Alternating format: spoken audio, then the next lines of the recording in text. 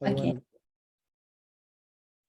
Okay, so good morning, everybody. Assalamualaikum and salam sejahtera. My name is Sharizal. I'm your moderator for today. And today's topic is about crisis-proofing education, a PEMACU Wacana organized by Institute Masa. Before we begin, I'd just like to invite the acting CEO, Tunku Azila, to say a few words. Over to you, Tunku Azila. Okay, thank you, Sharizal.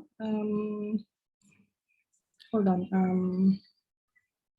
Let me share my screen. Okay. Good morning, everyone, and Assalamualaikum. Thank you for coming in to our webinar today. Just a short, I'll just like to introduce Institute Masa, just a short introduction. So can you see my screen? Yes, can. Okay.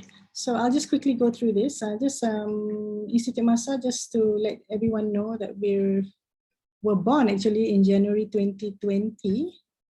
No, sorry, January 2019. There's a typo on the picture. We're actually registered as a foundation under the Bahagian Hal Ehwal Undang-Undang under JPM. And these are amongst our objectives: monitoring and analysis, advisory and advocacy, and organize and mobilize. Yeah, we're actually a research institute registered under BAHYU. Our vision, we've amended a bit of vision, is to be a thought leader on policy ideas and analysis guided by shared prosperity values. And our mission is to create a world where no one is left behind by influencing policymakers to develop policies that ensure equitable wealth distribution and continuous improvement of people's well-being. So we started off actually in 2019 we're one of the, we actually co-developed the Shared Prosperity Vision, which was launched by the then Prime Minister in 2019. This is the timelines, in 2018, 2019, we were launched, 2020 and 2021, we're now in 2021. Just to share a few pictures here, I won't go through the words. It's actually conceptualized by the then Prime Minister, together with the current Prime Minister, under the government of Pakatan Harapan, and it was actually tabled for the first time in the RMK 11 midterm review of RMK 11 in October 2018. And since then, it was we worked with Ministry of Economic Affairs, now known as EPU, and it was gazetted as a policy on the 14th of September 2019. It was launched officially in October 2019. It was a big launch, and we released the book, actually, the policy book. Where is it? That's the policy book known as Wawasan Kemakmuran Bersama 2030, or in English, Shared Prosperity Vision 2030. You can get the book actually in the EPU's website or JPM's website. In 2020, actually, we were busy with working together with the then Ministry of Economic Affairs and now EPU in alignment of the RMK 12 strategic papers to the Shared Prosperity Vision. That is done already, and just sharing you some pictures of this. Many pictures, a lot of engagement, a lot of advocacy, and all that. And now, actually, we're actually working on more since we finished with that job on co-developing shared prosperity with EPU. We are now working on publications and policy briefs and doing more advocacy of policy recommendations and all such. This is why we are here today. PEMACU webinar is a part of our series of advocating policies. We would like to discuss ideas, and education is very dear, especially to many of us who have children in schools now. We see their struggle. We struggle ourselves as parents, and I keep on asking what will happen if there is another crisis, not only COVID, but what happens in the future.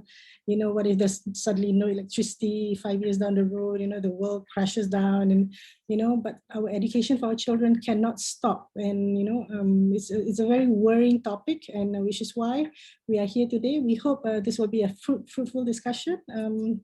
We look forward to the discussion by the panelists. We have a fantastic, and we actually chose a diverse group of panelists today. And we look forward to it, and we hope something will come out of this. So over to you, Shariza. Thank you. Assalamualaikum. Thank you so much to Godzilla for those introduction to Institute Masa. So quickly before we begin, I just want to share my screen and quickly introduce our esteemed panelists. I'm very honored to be with very experienced individuals within the education industry. Firstly, Dato' Dr. Habibah Ibrahim. She's currently a member of the Majlis Pemilihan Negara, adjunct professor of University Technology Malaysia, and of course, Institute Masa Depan Malaysia Senior Fellow. A former director of former Director General of the Education Malaysia, and has served the ministry for 34 years before recently retiring in April. So she was also the former Executive Director of the Education Performance Delivery Unit, PADU, Director of Educational Planning and Research Division, Head of the Delivery Management Office of the Education NKEA, and the former Deputy Director General of Education Policy and Curriculum. She has extensive experience in policy development, macro planning, program implementation, and evaluation. So it's going to be a very interesting I think, introduction from Dr. Habibah today, and I'm sure all of us will be very looking forward to it. This next slide, we have Yang Mulia Raja Azura, Raja Mahayuddin. She's currently the co-founder of Akrab Resources, a social enterprise, and chairman of Usim Tijara Holdings, and board director of Yapim Goals in Berhad. She was the former CEO of Yayasan Penaraju Pendidikan Bumi Putra, chief international auditor and executive VP of Malaysia Airlines, and formerly, of course, senior VP of Khazanah, and Human Capital, Arthur Anderson. So her long career in human resource has given her several recognitions. She said she was a recipient of the Malaysia Women of Excellence Award for quasi-corporate category in 2019, the Influential Leaders Honorees by the Association of Advanced Collegiate Schools of Businesses, and was awarded the Excellent Alumni Award in the Public Sector 2004 by University of Utara Malaysia. Next is teacher Rachel Francis. She's alumna for Teach for Malaysia. She, in her early career, she taught mathematics and English in rural secondary school in Jengka Pahang for 3 years. So her experience has taught her a lot of issues and exposures to opportunity that's lacking for them to compete in better future, and hence where she is today, looking at Dialogue Pendidikan, a bilingual discussion forum for connecting diverse perspective and research on education system. She's also currently Director of Training and Programs at My Readers and the Vice President for Teach for Malaysia Alumni Board. Last but not least, the thorn among the roses, teacher Muhammad Shafiq Abdul Aziz, English teacher in SMK Mata Air Kangat Perlis. This is his 10th year as an educator in public school. Currently a guest teacher at a show at Let's Talk program, which is a collaborative effort between RTM Perlis FM and SSTP JPN Perlis to bring English language to Perlis. So, and he's been awarded Guru Adiwira JPN Perlis National during Teachers' Day in 2019. So without further ado, I would like to pass the first introductory remarks to Yang Berbahagia Dato'. So dipersilakan.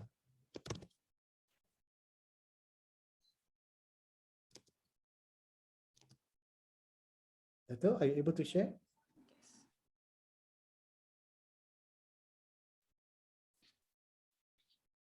Assalamualaikum. A very good morning. We are already more than 1.5 years into the COVID-19 pandemic, and we see that it has changed how we live, work, and learn, and certainly it has significantly affected the education sector. And some of these changes will remain even after the pandemic. So when we are talking about crisis-proofing education, we know that crisis itself is characterized by uncertainty and unpredictability. Nevertheless, for the discussion today, I would base mostly on the experience that we've gone through, emerging trends. We can see and anticipate what the issues and challenges are, and in turn, to help us strategize how to move forward.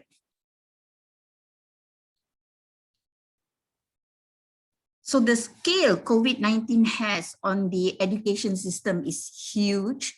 Malaysia was among the earliest in Southeast Asia to impose a nationwide movement control order on 18th of March 2020. School closure affected more than 5 million primary and secondary students in more than 10,000 schools. And with that, more than 440,000 teachers were affected. And at that time, UNESCO's report on COVID-19 and school closures showed that more than 1.4 billion or 82% of enrolled learners were affected by the school closures.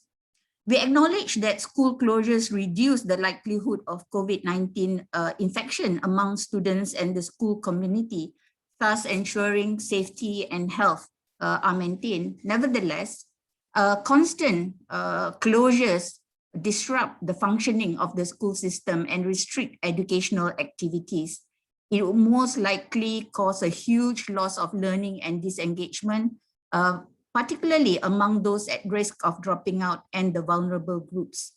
UNESCO, for instance, anticipates that more children will fall below the minimum proficiency level in reading. And World Bank estimates that global school closures could result in the loss of at least 10 trillion US dollar in lifetime earnings for the generation. And others report increased involvement of children in household chores and work. So when the MCO was first announced in 2020, schools were on holiday. So when the MCO was then extended, the ministry sent out a circular requesting teachers to do home-based learning based on accessibility of devices and connectivity, as well as suitability for the teachers and the students. So at that point of time, we didn't know much of how to handle actually this home-based learning because of the crisis situation. But as it progresses, the ministry then came out with the manual for home-based learning, or what we call as manual PDPR, pengajaran dan pembelajaran di rumah, that promotes 3 modes of home-based learning. The first of which is online learning. The MOE already has the Digital Educational Learning Initiative Malaysia, which is an online platform with various applications, videos of teaching and learning, quizzes, games. But we know that more than 30% of our students, through a survey conducted by the ministry, do not have any form of devices or access to online learning. So our second mode that was promoted was offline learning through, for instance, the ministry reintroduced TV Pendidikan, which started in April of 2020, 2 hours, but it increased up to 11 hours by the end of 2020. And this year we have already, the ministry already has its own dedicated channel, Didik TV, KPM, which is from morning up to midnight. Learning materials were also made available, either sent by teachers, PTAs, or by postal delivery to the homes of students, or they can be picked up at school or designated areas. Third mode is off-site learning, where learning happens at premises closer to the community or the homes of the students, such as community centers, surau, but then this can only be allowed or happen when the situation permits. Now, through all this, there's continuous support to teachers for the teaching and learning, especially through online courses and webinars to support home-based learning. Nevertheless, the sudden move to home-based learning tests the readiness of students, teachers, and parents to switch from face-to-face to this distant or remote learning. Thus, it is key to understand teachers and students' technology integration and distance or remote learning adoption. At the same time, parents become key learning agents, helping students to understand how to continue learning, how to use digital solutions, and how to support students in this process. Now, perhaps we see that many teachers, and we are grateful to teachers to continue to ensure that learning continues even though schools cannot be opened. But the question is, how effective is this home-based learning? So a study conducted by the ministry in 2020 shows that the majority of teachers could only complete between 21 to 60% of the topics they are supposed to through home-based learning. So this is worrying because the range is huge in terms of completion of the topics. Thus, it would create certain disadvantages to those students that could only cover a limited amount of the topics. And that is on topics alone. It doesn't include the other components that we want to inculcate through the curriculum or the lessons. We also see through the survey that students feel pressured or are stressed with home-based learning. More than 51% said so. And among the reasons include limited interactions with peers and teachers, lack of guidance on learning. Learning at home is boring, it seems, with lack of resources, lack of conducive learning spaces, including interruptions with household chores and lack of devices as well as connectivity. Thus, it would most likely cause a huge loss of learning, and it would also lead to learning gaps among students due to the variances in instructional quality, instructional time, and reach. So children will fall further behind, especially the most vulnerable groups. And it has to be noted that the curriculum itself is complex and much of it cannot be adapted quickly or fully as it was not designed for home-based learning. And of particular concern is for students with special needs. Out of school days would deprive them of the expert support as well as specific learning tools available in schools. So when do we reopen schools? And we are now facing the same situation. So people are asking when will schools be reopened? And at the same time, while the ministry has targeted a certain date for reopening schools, we still have groups of parents that do not want the schools to be reopened. I think even in 2020, when we were facing a similar situation, the ministry had numerous engagements with agencies and stakeholders for inputs and advice, and especially from MKN and KKM. So there has been consensus among everybody that safety and health is of paramount importance in terms of considering reopening of schools and its operations. So when it happened last year, the ministry came up with several guidelines. First on the reopening, garis panduan pembukaan semula sekolah. Understanding more after we have reopened school, the ministry then revised and came up with garis panduan pengurusan pengoperasian sekolah dalam norma baharu. There's already 2 versions of this garis panduan, and I'm sure the ministry is revising it to be ready for the next reopening of schools. Now, this garis panduan mostly has preventive measures, and it includes roles of various people from the teachers, the school community, including parents and the general community. I think basically the importance stressed in this garis panduan is to ensure that healthy children that are healthy, teachers that are healthy only come to school. And then how do the schools then maintain safety and health when they are in school? So how do we ensure we can cover the curriculum within this disruption and shortened face-to-face schooling. So the ministry did come up with a document on realignment of the curriculum that focus on what is the core, what is the value add within the curriculum, and what is the pelengkap, things that will complete the curriculum so that teachers will understand which to focus or stressed upon and which can be used as hybrid beyond face-to-face within the school. So in 2020, we had a maximum of 140 days of face-to-face schooling, and that period is even shorter for those states that impose longer MCO. So with that 140 days of face-to-face schooling, we also had 80 days of home-based learning.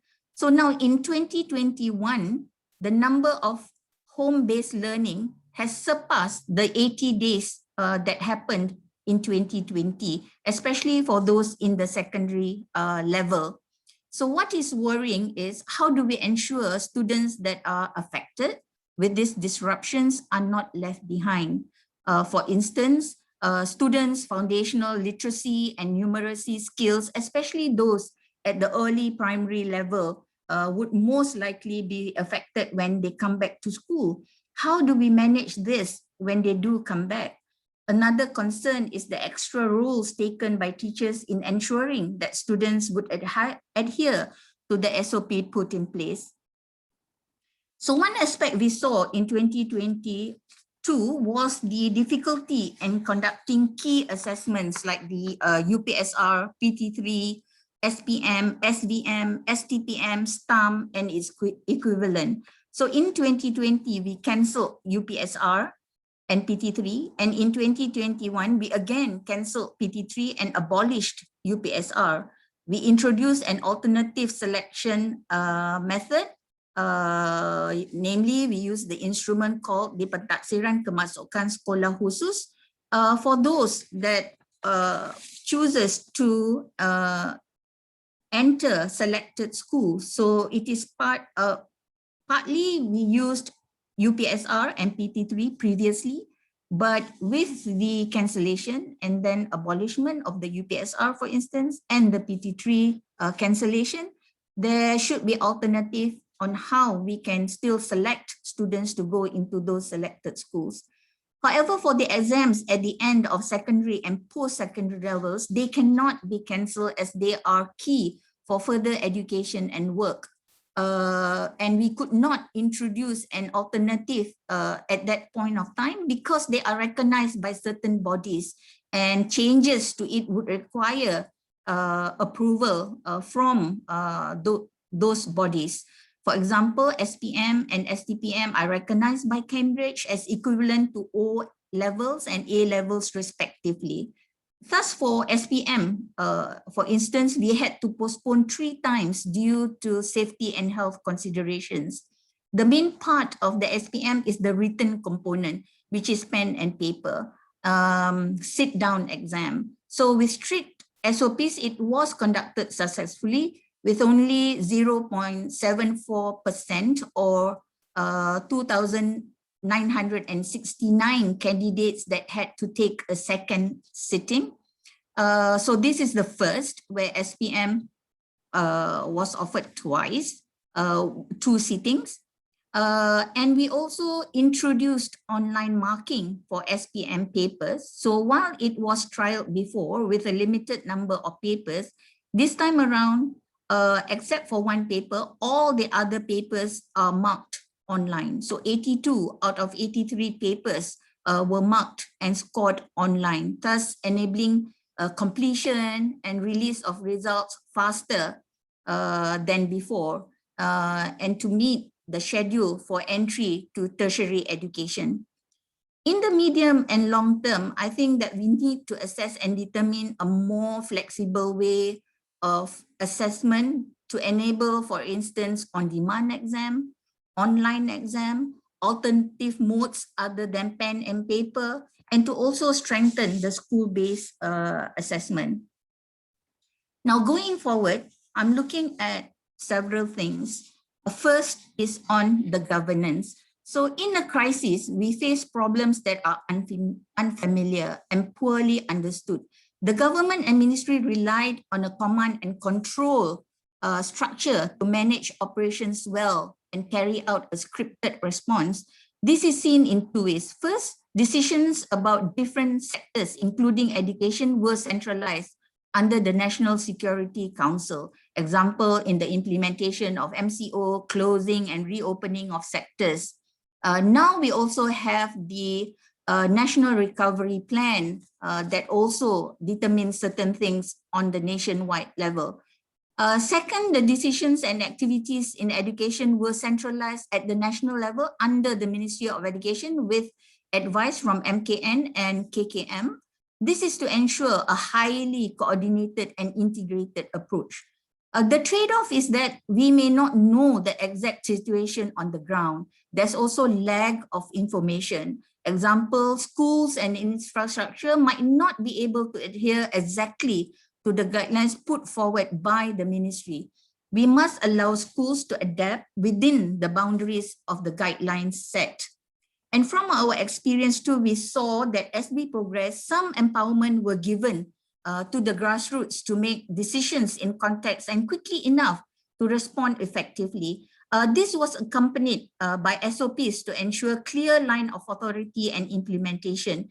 Even with SOPs, there should be room for flexibility and decision-making at the grassroots level. For example, for home-based learning, for ensuring safety and security at the school level, closure when there are COVID positive cases in schools. Demonstrating empathy is also another important thing and a priority. School closures put strains on parents, especially working parents. Since the crisis affects people in particular ways, we should pay careful attention to how people are struggling and take corresponding measures to support them.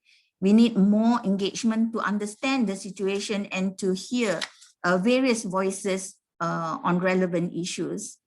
Now on the curriculum per se, so when we touch on learning, the curriculum is not just the written, but it also covers the taught curriculum as well as the assessed curriculum.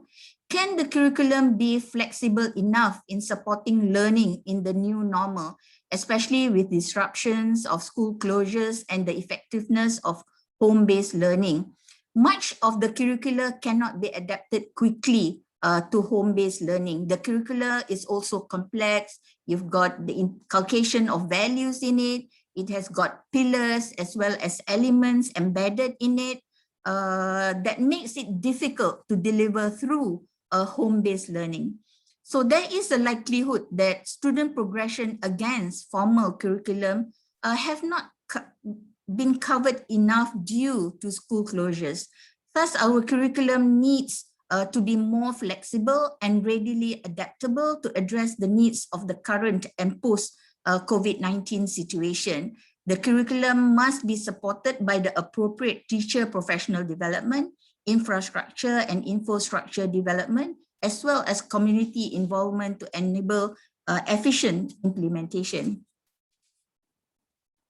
Now, the other important thing is to ensure the education system would be able to cater to the needs of the workforce post-COVID-19, because we know that among the goals of education is to ensure graduates for further education, for work, and for the betterment of the individual, society, and nation. The COVID-19 crisis has accelerated trends that were unfolding prior to it, but at a slower pace before the crisis, and they will persist even after the pandemic recedes. So evidence such as from McKinsey Global Institute, the future of work after COVID-19 indicates three broad sets of trends affecting the future of work, which is remote work, digitization, as well as automation. So one of the key, the crisis has permanently changed workplace conditions and skill sets needs and how we can prepare for this future. So one of the key challenges that would be more pronounced is how do we develop the education that could provide key and necessary knowledge, skills, and competencies for the ever-changing workforce that has been augmented by COVID-19. The dynamics of the labor market have changed drastically since the advent of digital technology and the fourth industrial revolution. This we see even before the COVID-19 situation, where rapid and wide diffusion of emerging technologies are transforming how tasks or jobs are carried out by creating new roles for humans, which require different skills and competencies. So there is growing evidence of mismatch between the skills required for current and future workforce and the skills of current employees, including recent graduates from various education institutes. So this 21st century skills gap is costly. A key challenge in developing the education and training is ensuring that it would provide the necessary skills for the workforce. Now, the current trend suggests the curriculum taught in schools would be the best steps to provide students with a broader set of 21st century skills. So evidence such as shown here, using a network of over 660 million professionals in over 20 million companies show that hard skills and soft skills are equally important. So hard skills, with the rapid and wide diffusion of emerging technologies, the majority of those hard skills are essential in the current workforce are technology related. While technology can replace manual labor, it is far from being able to replace the soft skills that are built into education. So the jobs that can't be rendered obsolete by machines or cut from the budget in times of crisis are those that require communication, critical thinking, and leadership. So creativity, persuasion, collaboration, adaptability, and emotional intelligence has been listed as among those that are important moving forward. So the future of education is all about strengthening and incorporating student-centric learning. The onus is on the teachers to adopt personalized teaching and learning. Flexibility in learning is key in the forthcoming tendency of imparting quality education to students. Considering the added advantages such as flexibility of learning, so online learning will define the future of education for the times to come. So we must ensure that students are given the access to tools, gadgets, connectivity for digital education. So on the positive side, we saw that the adoption of online learning by teachers and students has increased dramatically. For instance, the number of the Lima users increased by more than 60% at the end of November 2020 as compared to pre-COVID-19 situation in January. But then again, we see that there is a gap in terms of the availability of devices and connectivity among students. It ranges between 2 to 10% in terms of ownership or availability of devices among the students depending on the gadget owned. Most own or they share in their homes handphones or smartphones, but more than a third of the students and parents surveyed, which is a huge number, said that they do not have any form of device for teaching and learning. So I believe policymakers need to seize the opportunity to address emerging gaps and expedite in providing the necessary policy content, training, infrastructure, and infrastructure for digital learning.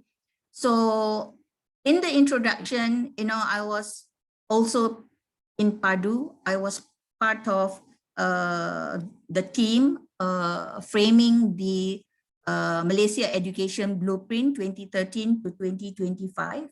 So I believe, like myself, the ministry is committed to delivering the blueprint. However, the COVID situation has also brought forth to us that there are certain things which we need to reassess and to realign when we talk about the blueprint and the aspirations that we want to achieve by 2025 or moving forward. So it is much embedded in the system aspiration of access, quality, equity, unity, and efficiency. Moving forward, these aspirations need to be reviewed, because when we talk about access, it's more of getting students to be enrolled, but access also means that students need to be able to continue learning while they are being enrolled.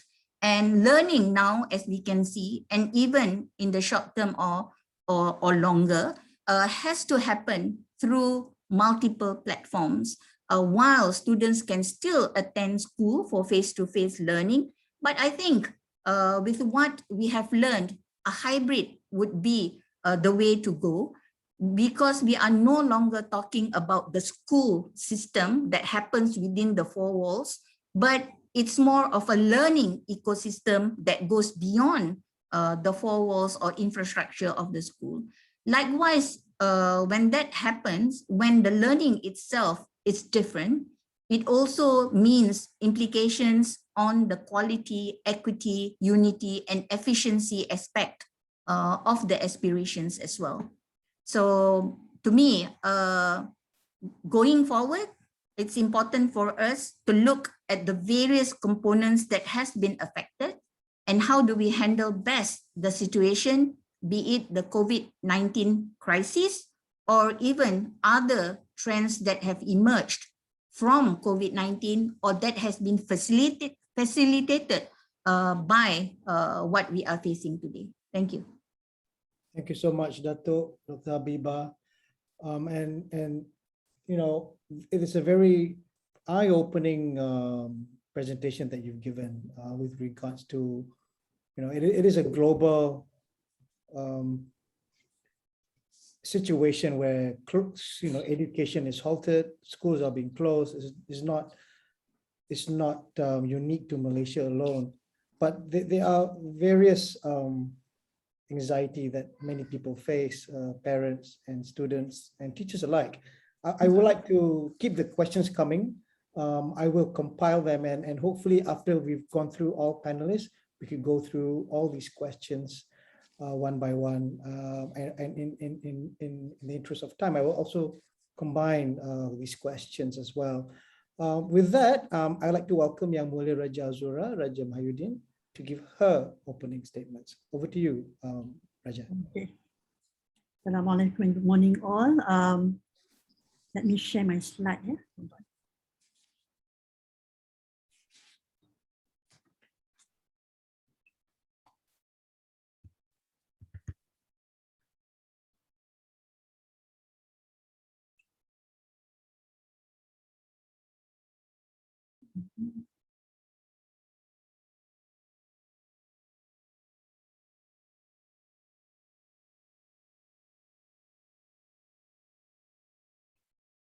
Can you see the slide? Yeah, can you play it? Because right now we can only Okay. see. All right, okay. Hold on here. Let me go to the slide. Okay. Okay, Assalamualaikum again and good morning. It is an honor to be here with all other credible speakers.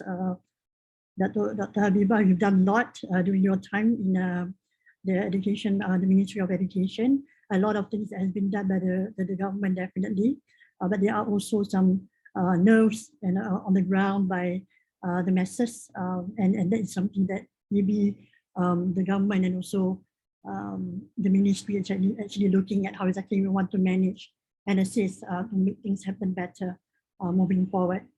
Okay, let me start with my presentation. I love pictures. This is something that have been talked about even by Dato just now about that there are a lot of school children being out of school, more than 1 billion. This is based on some survey that we have seen.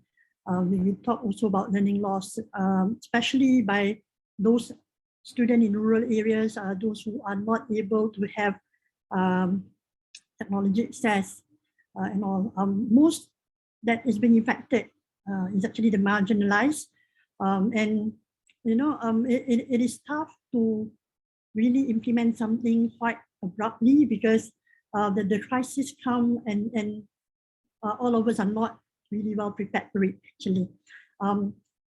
We mentioned about online learning, there are online learning, but if we were to have online learning and also maybe the way of looking at education online, if the ecosystem is not supporting that, that is an issue as well.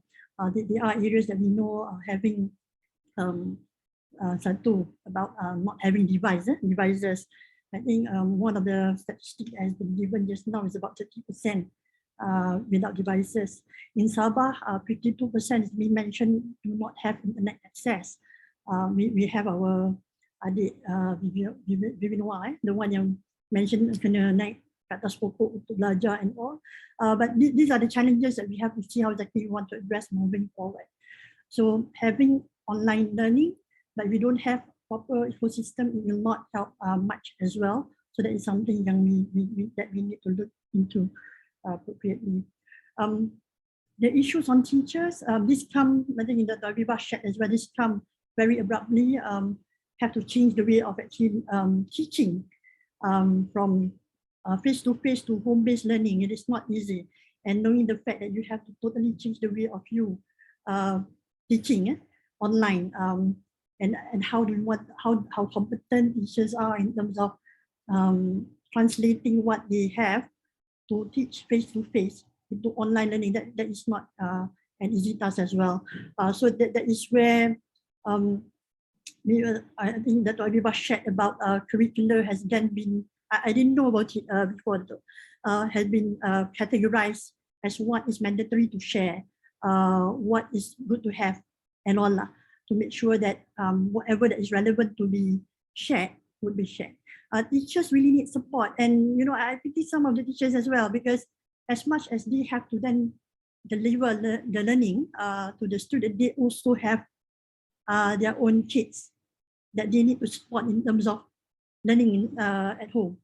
So I have quite numbers of friends who are teachers saying that managing this dual role of teaching and also ensuring that the kids will be able to get into the PDPR, it is kind of tough, especially if you were to have numbers of kids have to learn at the same time. So that is an issue that we have seen. Emotional and social support is a critical issue as well. And that is where we will look at barriers in totality. There are lots of barriers that comes into play that is not allowing the smooth sailing process of getting the learning up and running quite immediately when it comes to pandemic happening. So not easy. I know it's not easy. We are trying our level best. The teachers are trying our level best. The ministry is trying our level best. But the other one that caught many is the parents, because suddenly they have to take that action to also be part of the teacher at home, which many are not, be ready on, and trying to juggle with the current situation of the economic situation, and some of them were saying that I went to the ground and meet some of the business owners, the small business traders, where they mentioned about I'm not able to get my children to go on PDPR sebab they have to be with me masa niaga. We don't have access to devices, and the phone and the devices that we have, I need it because nak ambil Grab punya order, and also so the kids are not able to then learn on the real-time basis.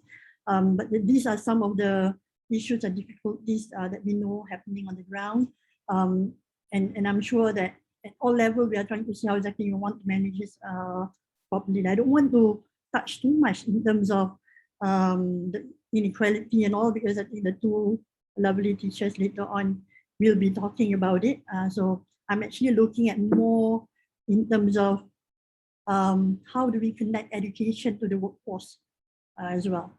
Yeah, so that is something that will come from my point of view to be shared today. Another survey that has been launched. This is actually looking at what the key trends when COVID-19 happens. So somehow when the survey has been launched and then the result is out, there are a few key things that has come out from it. We know somehow we are not going to be learning like before anymore. So it's not going to be the world before. We are in the new norm. We are going to have to accept that fact that that is something that we have to then bridge through in the next new norm and also the next norm. Many will say that, you know, a lot of changes will happen within the education spectrum, whereby it will need people to really look into how education will impact the job that they're going to have or the job that they're going to be into. Okay, there are still hope and confidence on education system. They are hoping that education system will be able to really help managing what is happening currently and looking at opportunity of how to improve, ensure that the learners will be able to learn effectively, and also because everybody was saying that, you know, education is actually something important for us to get for people to get employment, especially for the B40s. I always ask this question, I ask the question to myself, but I also ask the question to the student, because I was in Yayasan Penraja before, to the student who joined Yayasan Penraja because they want to actually pursue education, and those who are with us in Yayasan Penraja who have been sponsored for quality education. The answer will always be the same. The learning is actually to earn a living. So they learn because they wanted to ensure that they be able to change the status of their family, to increase their economic status, and also to live comfortably, you know, helping the family to come out from the poor environment. So that is where the hope of learning to earn living is really critical for many. Yeah, and they really look at it very seriously, and they wanted to ensure that that will be a stepping stone, or, you know, the quantum leaping of them when they learn. Again, issue of equity, this is where we mentioned about equal access of education.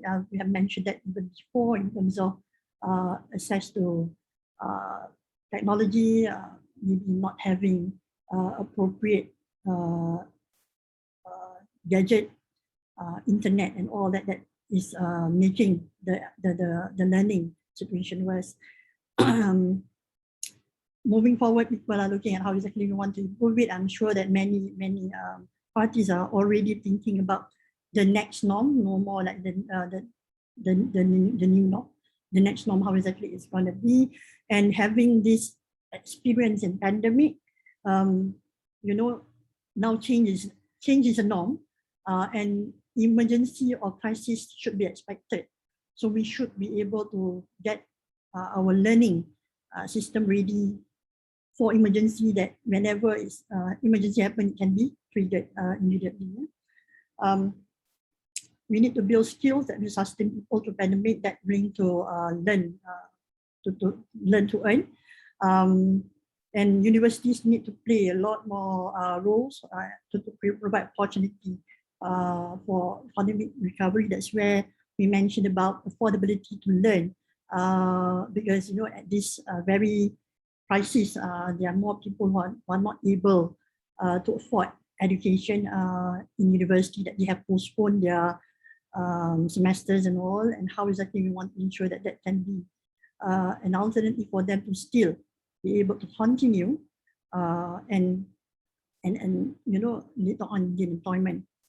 Many have said that school feels safer. They want they feel safe at home because of the pandemic.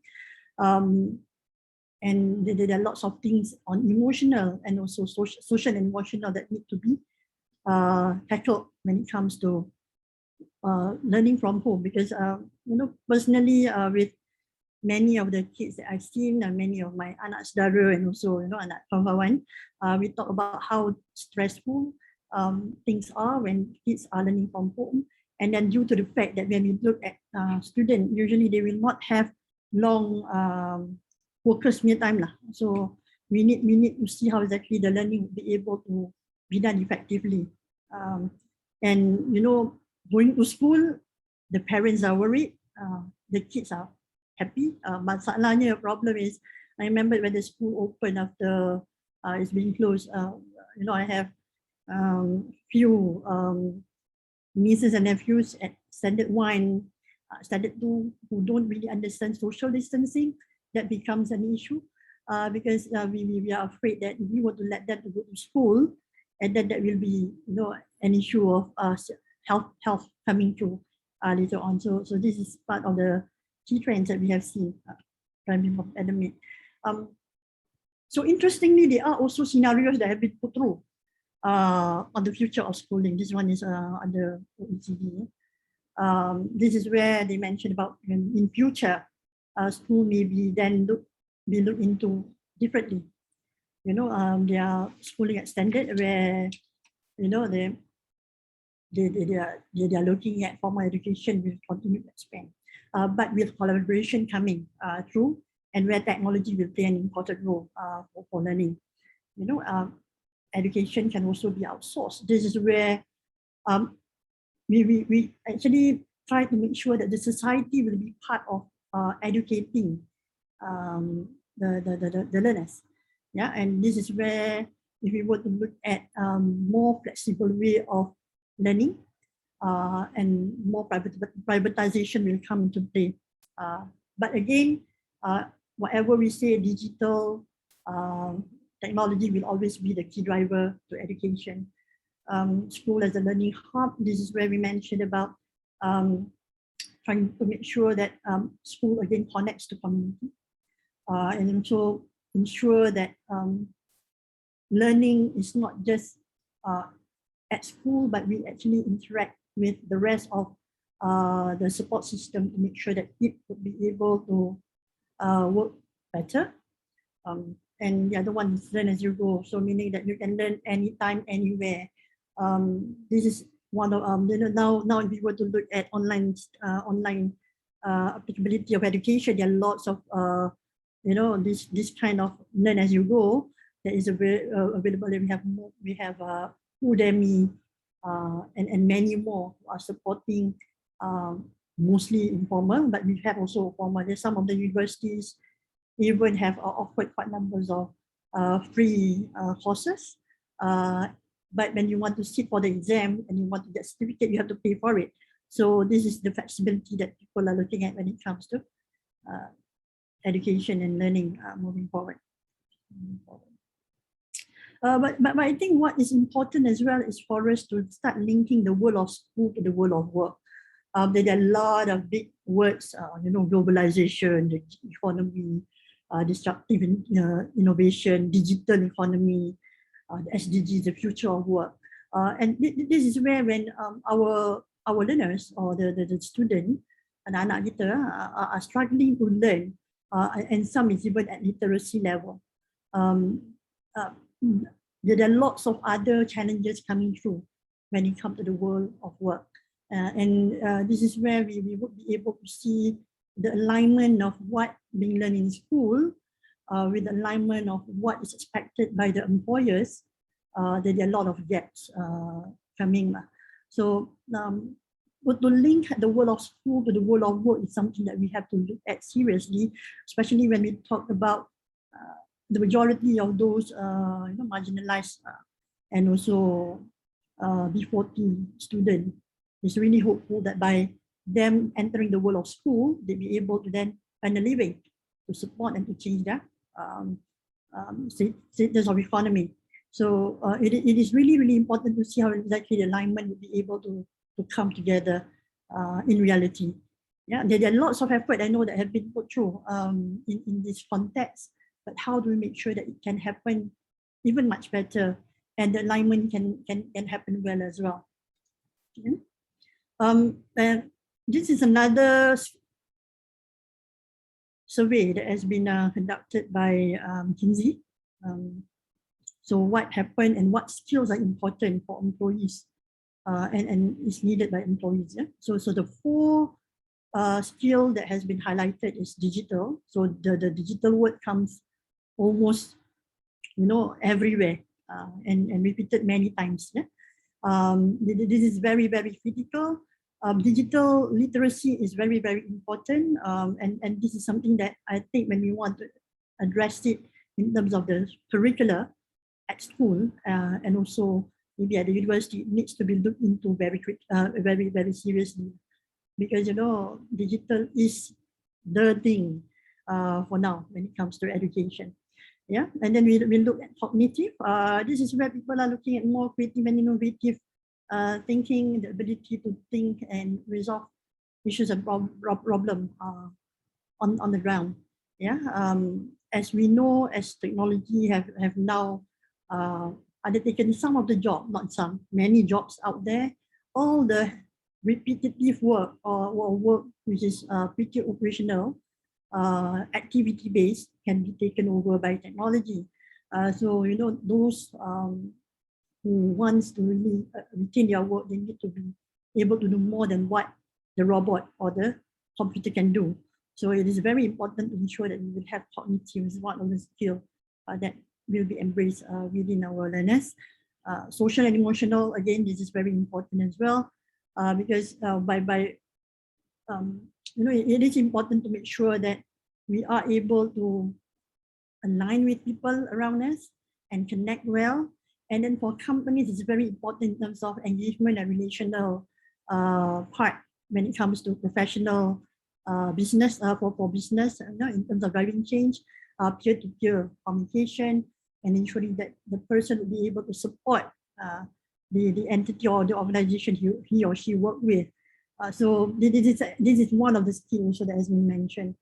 And another one which is important is about adaptability and resilience. This is, the word of agile comes into play many times wherever we are currently. Yeah? We want to ensure that our kids, the children, the learners will be agile enough or have the level of resilience and able to adapt to change fast. Because like what I mentioned earlier, change is now a norm. So we are not going to be like business as usual like before anymore. Not expecting change to happen for a long time, because every day technology will also change. The needs of our customers will change. The need of learning new things will change. So it is very, very important that we are agile enough to adapt and also be resilient of what is required out there, especially when we want to actually enter the workforce. Yeah. So my last slide is more on maybe some of my own point of view of what is important to change out there. As we know, investment on infrastructure for the good of connectivity is very, very important for us to ensure that happen, in the short term and also middle term, if possible. This will actually address the issue on equality of learning, hybrid learning, face-to-face and online virtual. I think moving forward, online learning will stay. So it's more a hybrid version that might be useful. The problem is if it's just online, it is pretty hard, because as a person, usually we are kind of action-based, and we need. But I stand by the 3 H's. The head, the hands, and also the heart. Yeah? When you want to learn and you want to actually make it part of what good or part of you, you will actually be aware of what you learn, and then you need to have action-based learning. You need to action on it so that it can be part of you, embraced within you, so that it stays with you as part of the things that you learn. Technology-driven will be important. With augmented reality, simulation can be done, and many other ways of learning will become from technology point of view will become applicable moving forward. The point number 4 for me is very, very important, because I'm not sure how exactly it's being done in Malaysia actually. It's about unleashing talent potential much earlier at young age, so that they will be able to understand their potential ahead and know their strength and motivation. Because I trust if we are able to provide them something to think about when they want to actually get into the education stream, it will actually provide them with a lot more sense of what they want to do moving forward. But we know that every human will have different learning abilities. Every people will also have different personalities, everybody will have different learning styles. So that is very important for them to understand themselves. Yeah, learning styles. Some people they have their own timing when it's actually they'll be very effective in terms of learning. For example, if I were to learn, the most effective time for me to learn is before subuh. So it's like 3 o'clock in the morning to 5 o'clock in the morning is the most effective time for me to learn. So understanding ourselves in terms of the way of learning, whether you are visual, whether you are kinesthetic and all, is very, very important as well. So if this can be done for students, for learners to understand their potential much upfront, we would be able to help stream them much easier and also ensure that they would be able to learn to what they would be able to do best. Yeah? And that actually linked to number 5, which is personalized curriculum. Then we would be able to then, knowing what they can do well, what they are good at. So personalized curriculum would be able to then help them to achieve what they can do best. Yeah, which I mentioned about new grading requirements, because how do we then grade them? That everybody mentioned also about the different grading requirements that is needed. So that is very important. I know that there are some things that have been done in terms of looking at curriculum differently, but if we are able to then personalize that will be excellent. Life skills is important. I'm actually the person who believe life skill is very, very important. And if you were to talk to many employers, they will hire for attitude rather than maybe sometimes experience or the results that you have. The results usually will be where the cutoff for you to be called for interview. Once you go for interview, because I've interviewed a lot of candidates, once you get to interview, it's all at par, and that is where we want to see whether you are resilient enough, whether you'll be able to adapt yourself to the company, whether you have the same values, and also life skill. I think is very, very important to be embedded as part of the action-based learning. It's not just about teaching, but it's also about getting them to do it. So I believe on, it's a learning. You have to learn and then you have to act. Then it can be part of your being. Yeah, dedicating empowerment to school and also support to teachers are important, but I do see partnering with parents and community will be important to complete the ecosystem. And we have many NGOs who are also helping. So how do we then make sure that the ecosystem works really well to support the whole new world of education moving forward? And lastly is about how do we make sure that education and employment journey can be treated as one rather than we talk about education journey and employment journey separately. So that, in Germany, I remember going to Germany whereby even in GMI, what they have done is the dual technical vocational program, where employers actually hire students when they get into the program. That is a diploma program. I met some of the students then, so that they would be able to engage and they would be able to understand the nature or the industry and also the work that they need to do well. By 3 years, when they have completed their diploma, because that one is really hands-on, 70%, which is, hands-on, and only 30%, which is more theoretical, that really helps in terms of making them a very good workers for the company. So this is my thought in terms of education proofing. And, I hope that this some of the things that have been shared be useful to see how exactly we want to bring education moving forward. Thank you. Thank you so much, Rajia Azura, for your presentation, and very interesting for you to have shared some of the trends to future-proof education. I think we probably get to discuss more about this during the Q&A. There's a lot of questions coming through. I do encourage panelists, if you're able to reply via the Q&A box by typing your answers so that we could minimize our Q&A time. By the way, just to share with you, I've been busy grouping these questions together. So hopefully when the question answer session happens later, we could have it in a more structured manner. So now Without further ado, I would like to invite teacher Rachel for your presentation for 15 minutes. Over to you, teacher Rachel. Thank you, Sharizal. Okay, let me just begin. I have asked for help to share my slides. So thank you so much, Raja Azura and Dr. Habibah, for the groundwork that you laid about what's happening right now with this crisis, right? So, sorry, just give me a sec. Yeah. So I'm going to be focusing on three things: basic literacy, the digital divide, and parental involvement. And in doing so, I want to acknowledge the different things that are already in place so that we're not duplicating systems and work wherever possible.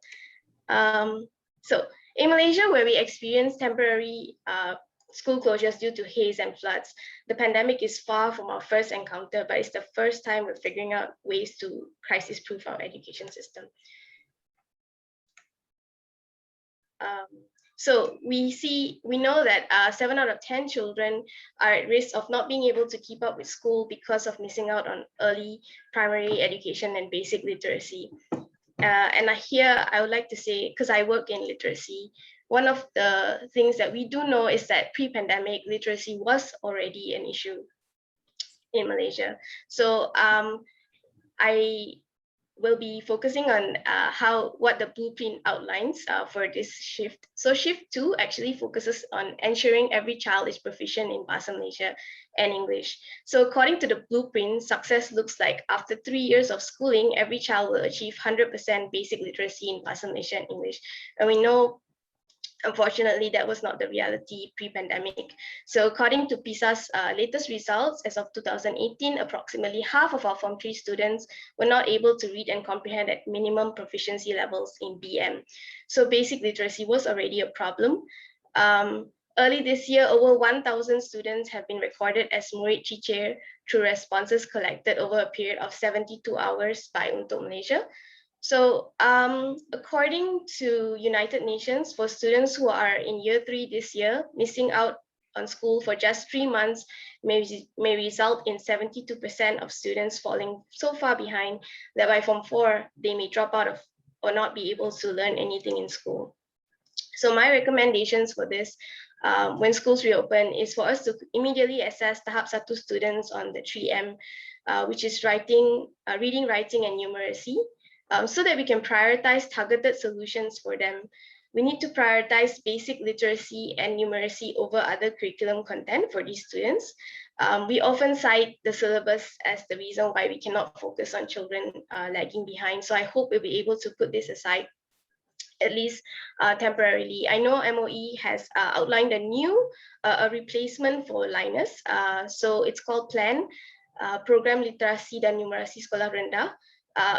It sounds amazing, and I definitely hope that through PLAN, we will adopt a remedial curriculum that actually works. To appoint remedial teachers among language teachers, and also to group students, and perhaps even to group students based on needs versus age.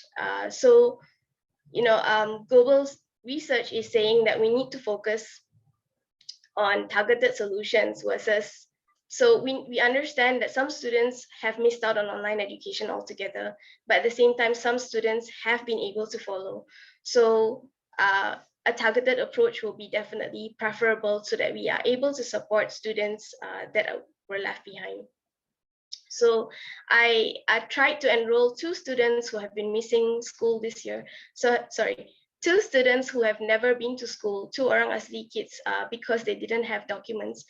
And our education system would mean that they follow their age. So this child is 9 years old. She will go to year 3, but she hasn't learned any of the foundational learning. So definitely that's something I hope that we can consider. Next slide. So it's been 8 months without schooling for children in Malaysia who do not have devices or internet data for online classes. And of course, this is like the extreme case because I know teachers have also made sure that they are able to send learning packs to homes and to schools for parents to collect. we do know that there are students who have totally missed out on online learning altogether. 4 out of 5 children who have not had access to education are from B40 communities. So again, referencing the education blueprint in Shift 7, we focus on leveraging ICT to scale up quality learning across Malaysia. The digital divide challenge is one that has many layers. We know this, infrastructure shortcomings, lack of devices, data, digital literacy even. Recently in Sarawak, a 17-year-old recently died in a hit and run while looking for internet coverage. And believe it or not, there are areas in Klang that are out of coverage. When trying to source free devices for one of the schools I work with for our literacy program, we hit a bump when the area was reportedly out of coverage. So we do know, however, that the Communications and Multimedia Ministry is working on the National Digital Network Initiative, Jendela. It is said, according to the website, it says that national target realization of 96.9 mobile coverage by 2022. And so globally, research is also saying that right now we need to be viewing connectivity access as crucial as like one of the basic needs. And so I hope that every area that has a population will have access to internet coverage, and it should be viewed as crucial as water and electricity in this day and age. And I definitely hope that teachers and NGOs will help families file complaints for poor internet service. We know that some ministers have helped some families file complaints when their internet coverage was not good despite subscribing to an internet plan. And in some cases, families do not know how to demand for their rights. And so when teachers and NGOs are aware that this is a problem, that a family already subscribes to a plan but does not have the coverage that they need, this is my hope. So a survey by the Ministry of Education that involved 900,000 students, and this one was quoted by Dr. Habibah earlier as well, showed that 37 students had no appropriate devices for online learning. So we do know that there is a shortage of devices.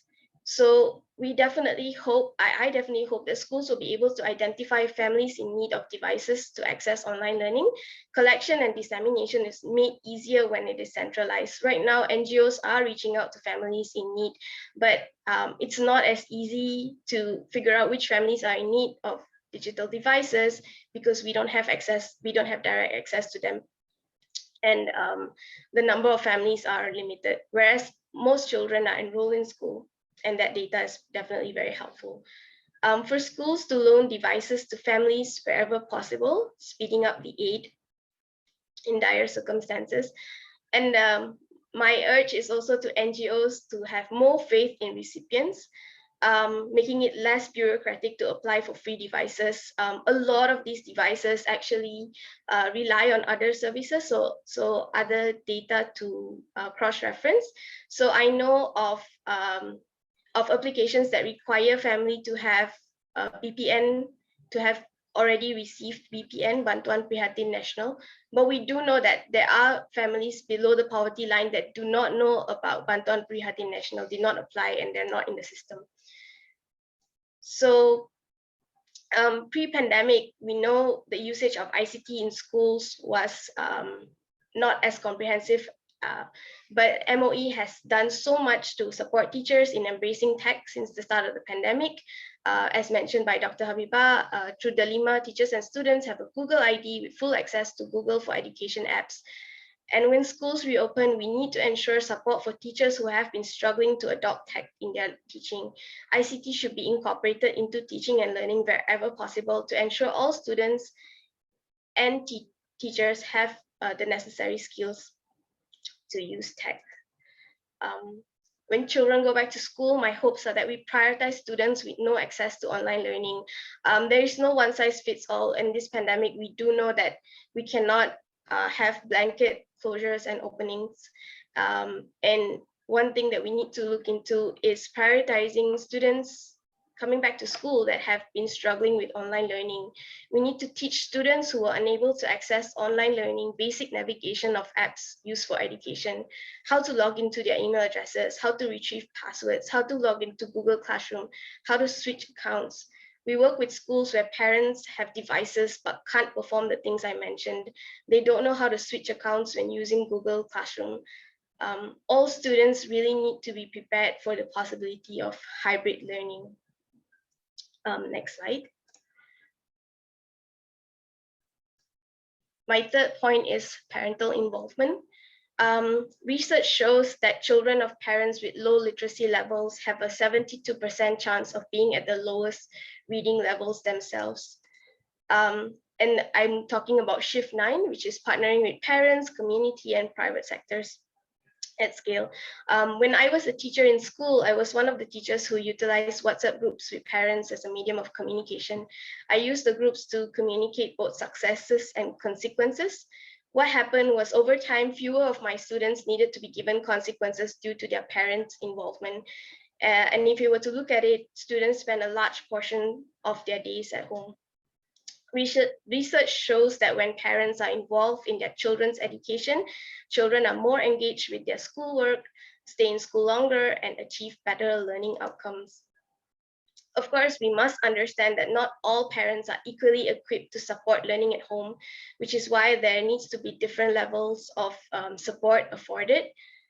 Last year, my organization, My Readers, started basic literacy parent classes for parents to learn how to support learning at home. And this year, they are a valuable resource in supporting our home literacy programs.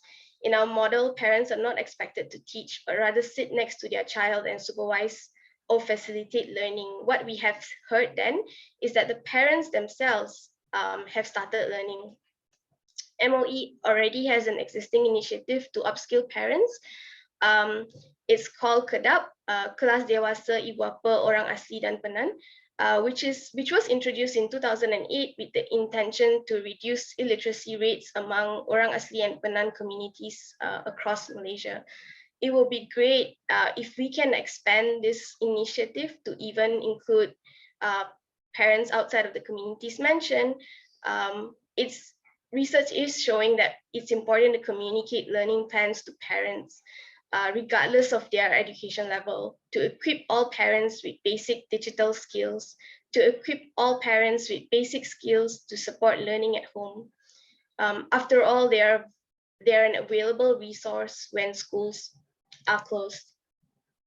To sum it all up, I feel like the pandemic has definitely been a stress test of sorts, and if our education system can reach levels of aspiration set out in the blueprint, we'll be better prepared for a future crisis. Thank you. Thank you so much, Teacher Rachel.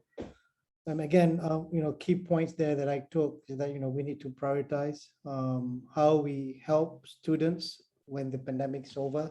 I think that's a very good thing that we need to sort of bear in mind. And with that, I'd like to invite our last panelist, Teacher Shafiq, for his opening remarks. And inshallah, after that, we have our Q&A session. Over to you, Teacher Shafiq. All right, thank you, Mr. Sharizal. Assalamualaikum and a very good morning, everyone. Okay, thank you so much for having me today in this crisis-proofing education post-pandemic session. Okay, so let me share my screen first.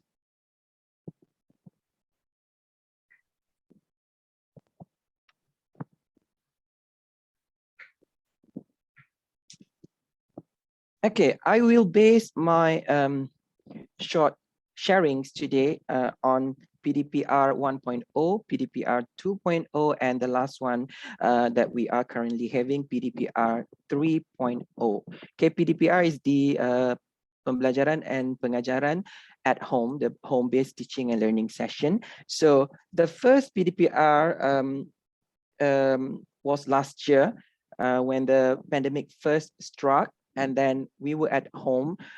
And then came this sort of a policy from the from MOE saying that teachers had to carry out home-based learning. Okay, they had to teach from home and kids had to learn from home. Okay, and then there were a lot of struggles at the time, because I'm going to speak based on experiences, not just mine, from my friends as well. Okay, because we are the ones at the school dealing with kids, especially for teachers and students who are in the rural and remote areas. Okay, so last year I was quite lucky that I was in a school in the city. Okay, so students, well, they came from educated background, family background. Okay, parents are all working class people, and then when they even when they are at home, they can just continue the session without any problem. We would have full attendance most of the time for this type of school. Okay, but then when I transferred to a school in the remote area, okay, outskirt of town, and then I would be having problems with getting students to join the online classes. Okay, so let's not talk about online class first. Let's just go back to the struggles that students and teachers had. Okay, so first, when they went, they had to stay at home. Okay, a lot of these students, they couldn't really join the online class because they had to work. Okay, because parents are like they have small businesses, they have restaurants, so it's time for them to go and help their parents because they don't go to school.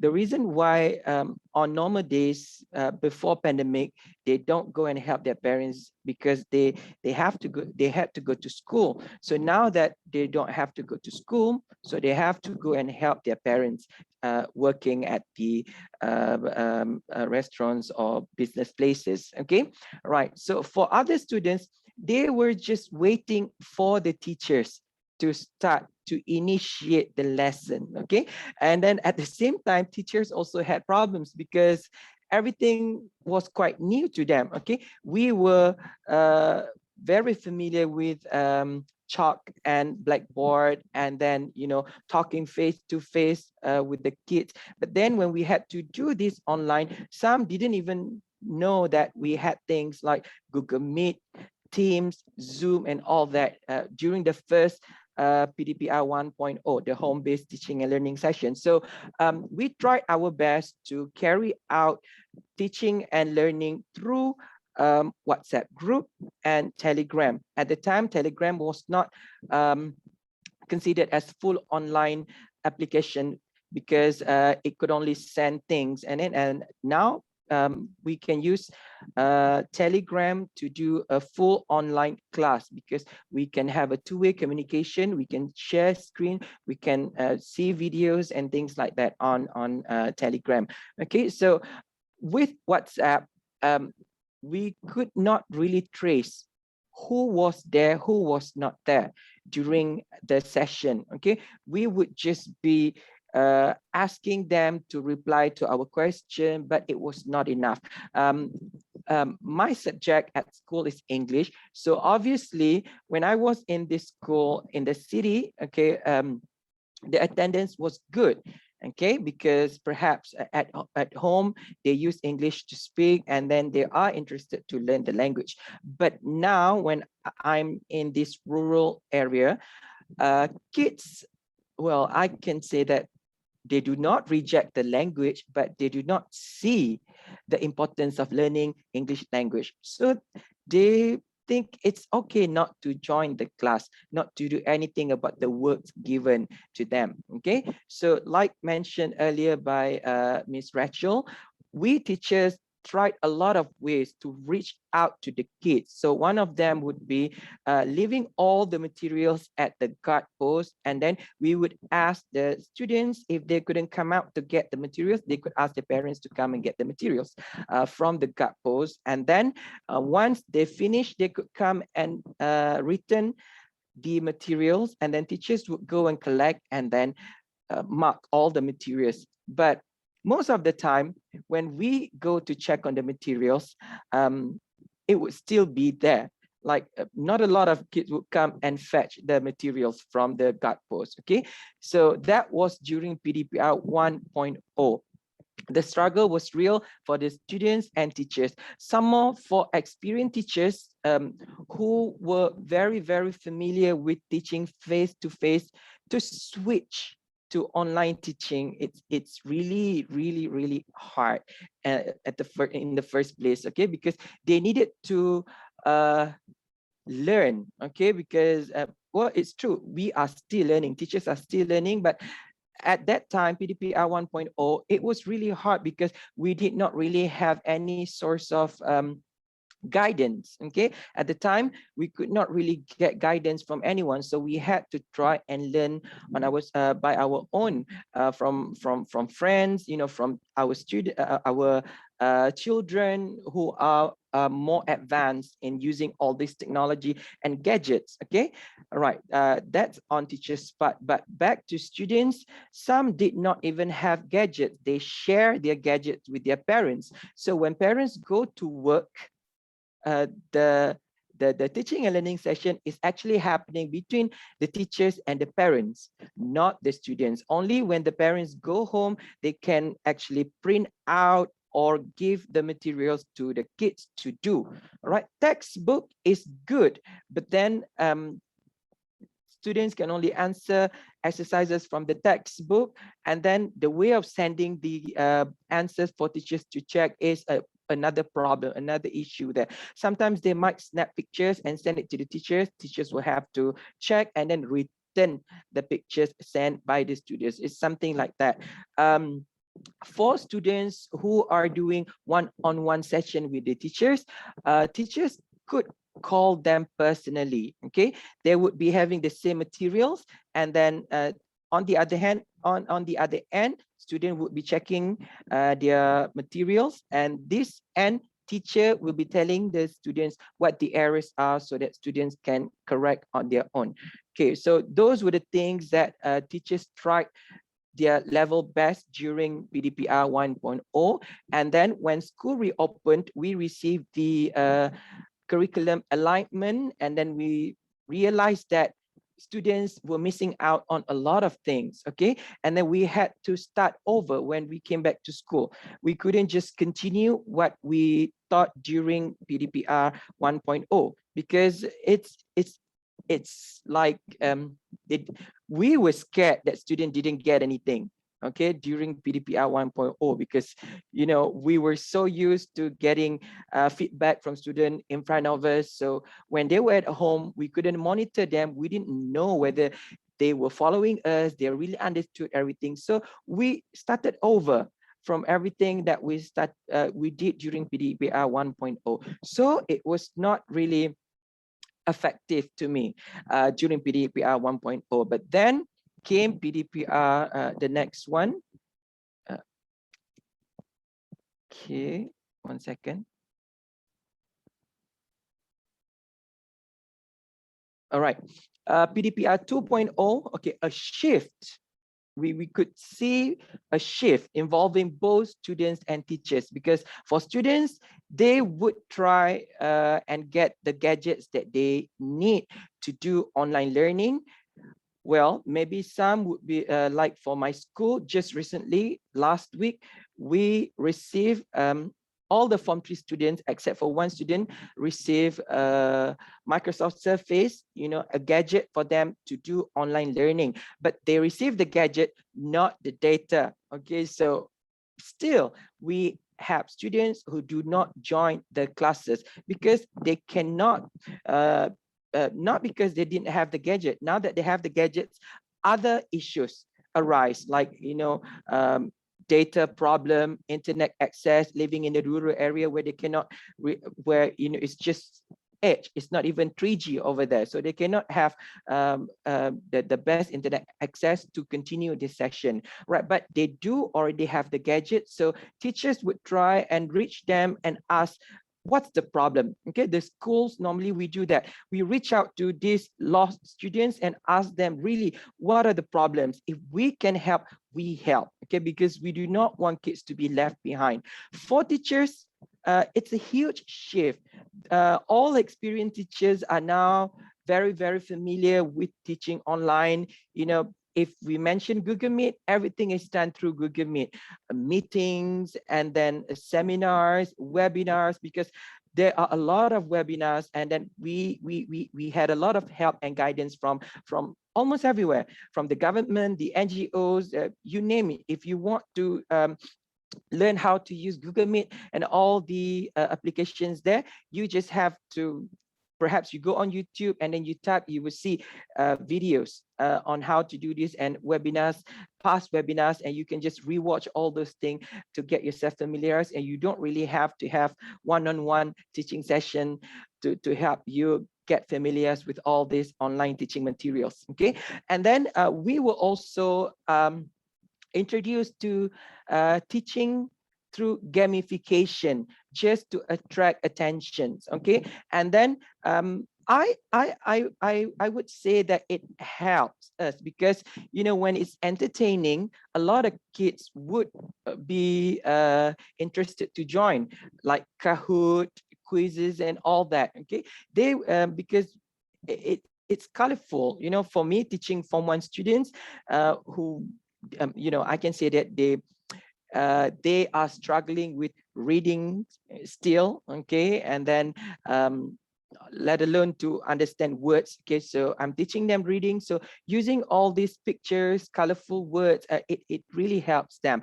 These gamification ideas that we are doing at the moment. Okay, but with advanced students in cities, they can have other things through gamification that will, you know, they can even do exercises where they can get the result right away from these gamification apps. Okay, so we can see that during PDPR 2.0, it was getting smoother than the first one because teachers and students understood what to do already.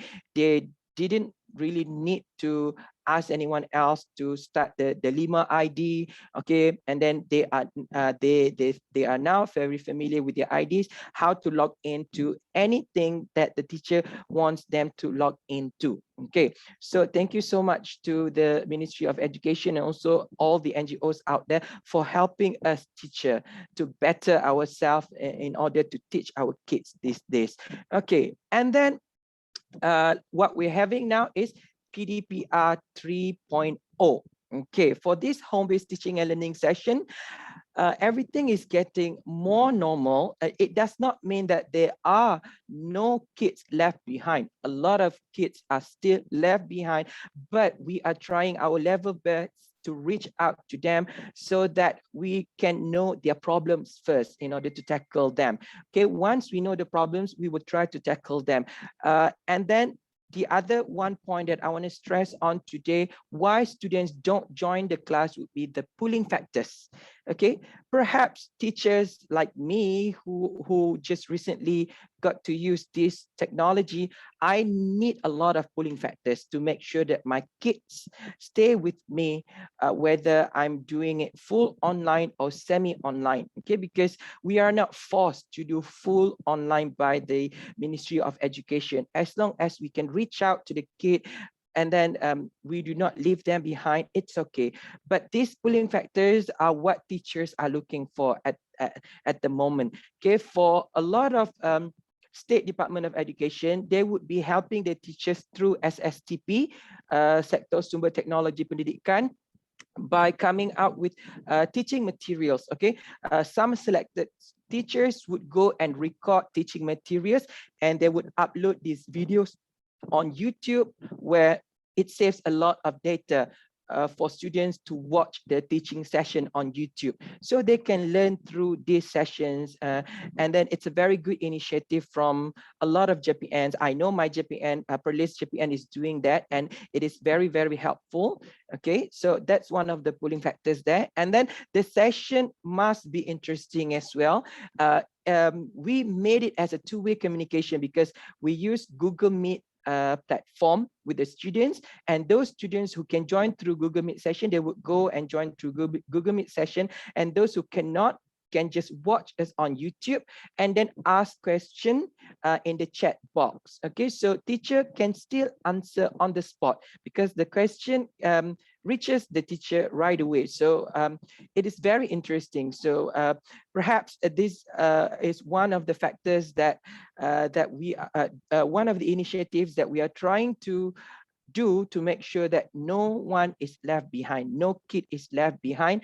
And like Teacher Rachel said just now, if this is going to be nationwide, it's a lot better, because we want everyone to be able to know that we care. Okay, we never want to leave anyone behind.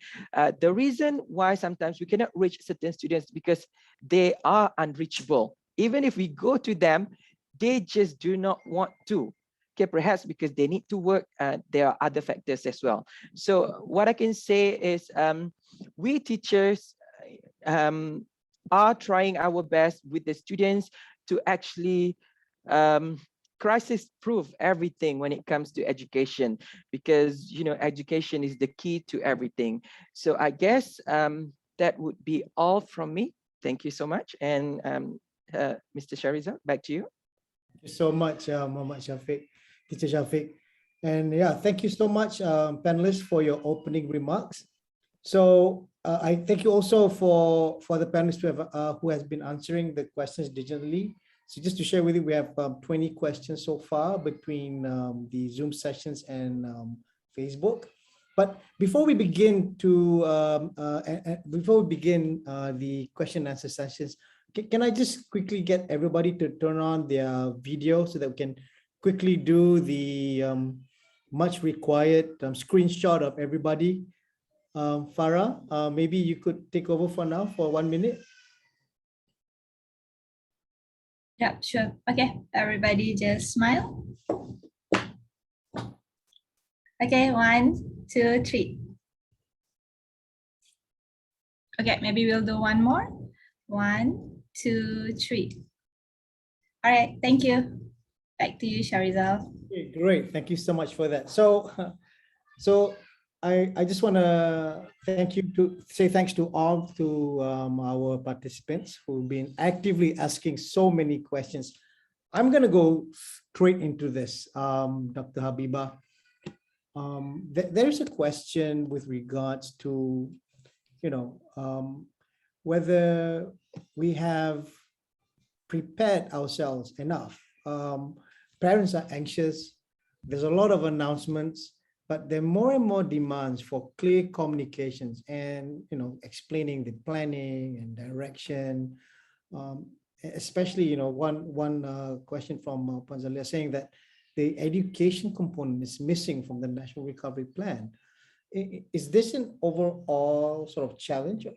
Is there sort of plans, being incorporated in the Recovery Council moving forward to overcome these challenges?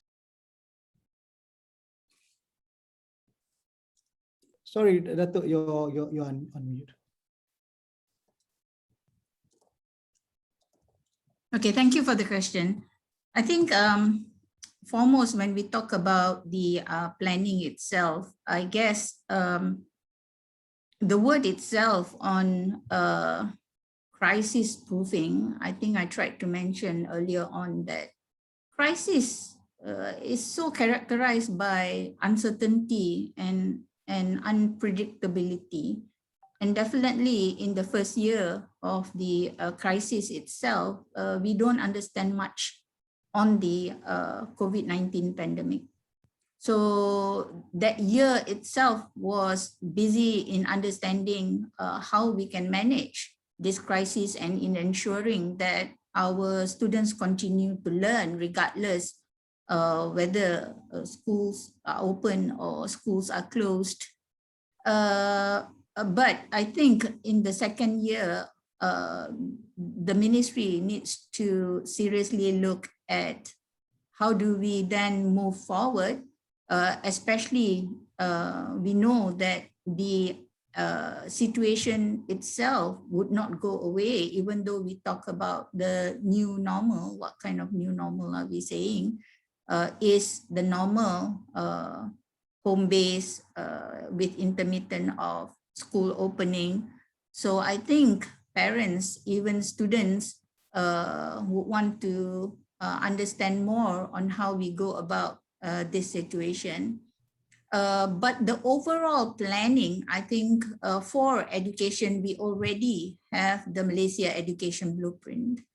Only perhaps if we factor in the crisis in it, so that would make the message clearer on how we would bring about the aspirations given the situation. But when you also mentioned about the National Recovery Plan, so I guess a lot of it is on the pandemic itself, and how do we ensure people are vaccinated, enough beds in ICUs, and how do we control in terms of the infection or spread of the COVID situation, and a lot too on the effect on the economy and how do we recover in terms of the economy. So definitely education is not in the spotlight, I guess. But in the discussions that are held on the plan with the council members, education is part and parcel of the discussion. For instance, in the last meeting, we were talking about mental health issues. So I think a lot of people are affected by mental health issues because either because of the health, or because they lost their job, or salaries are reduced, no earnings, so they fall into the new poor of things. So for part and parcel of mental health issues would also affect students and teachers and parents of these students as well. So in a way, the education is also within it. So how do we reach out to the education community? So while we already have certain things going on, but on a national wide scale, how does the Ministry of Education or the education sector itself plays a role? So I think for the information of people who perhaps are not aware, the Ministry of Education did send out circulars on mental health during the COVID situation this year itself, quite not too far off, I think about a month or so. Can't really remember the date, but it is in response to the situation that the ministry sees happening for the students as well as the parents. So I did mention early on, for instance, that home-based learning itself is a pressure or stress point for students, and I'm sure for teachers as well. When suddenly you ask teachers to online teaching, they are not used to do 100% teaching online and not face-to-face, although you may see your students, but it's not the same. So the teaching itself is not teaching as in the classroom, definitely on how you attract students, how you motivate your students, that's beside trying to deliver the content and other things in the content. So it's a lot of pressure on teachers themselves. So I think, how do we then manage this situation on learning itself? But then again, teachers as well as students, they also have their family environment. And what if members of their family are positive, or someone has been severely affected by the COVID in terms of health, even death? And what about if their parents have lost their jobs, or they now fall into lower economy bracket? So all that would be part and parcel of the mental health. Even though the education sector focuses on education per se, but in educating and the learning of students, a lot of these other factors are also involved. So if you ask me whether the PPN includes education, I think it is integrated. You may not see it as a point or a highlight, but it is part and parcel of the conversation and how we move forward. Thank you, Dato. I just want to go into learning loss and learning poverty. So I'm gonna ask these questions to Teacher Rachel and Teacher Shafiq. In the My Digital Blueprint, they talk about giving each student a device, every single student a device. And number two, 100% coverage of internet in Malaysia. And that's going to take 5 years. In your mind, is this something that we need to fast track? Thank Shafiq, you. maybe you go first. Okay, all right. So I would say yes. Yeah, we need to fast track this because even though going forward, maybe they will be coming back to school, but there would be parents who are very, anxious about letting the kids coming to school. Because previously, when the announcement was made that students could return to school, we had a lot of letters from parents saying that I do not allow my students to come back to school yet.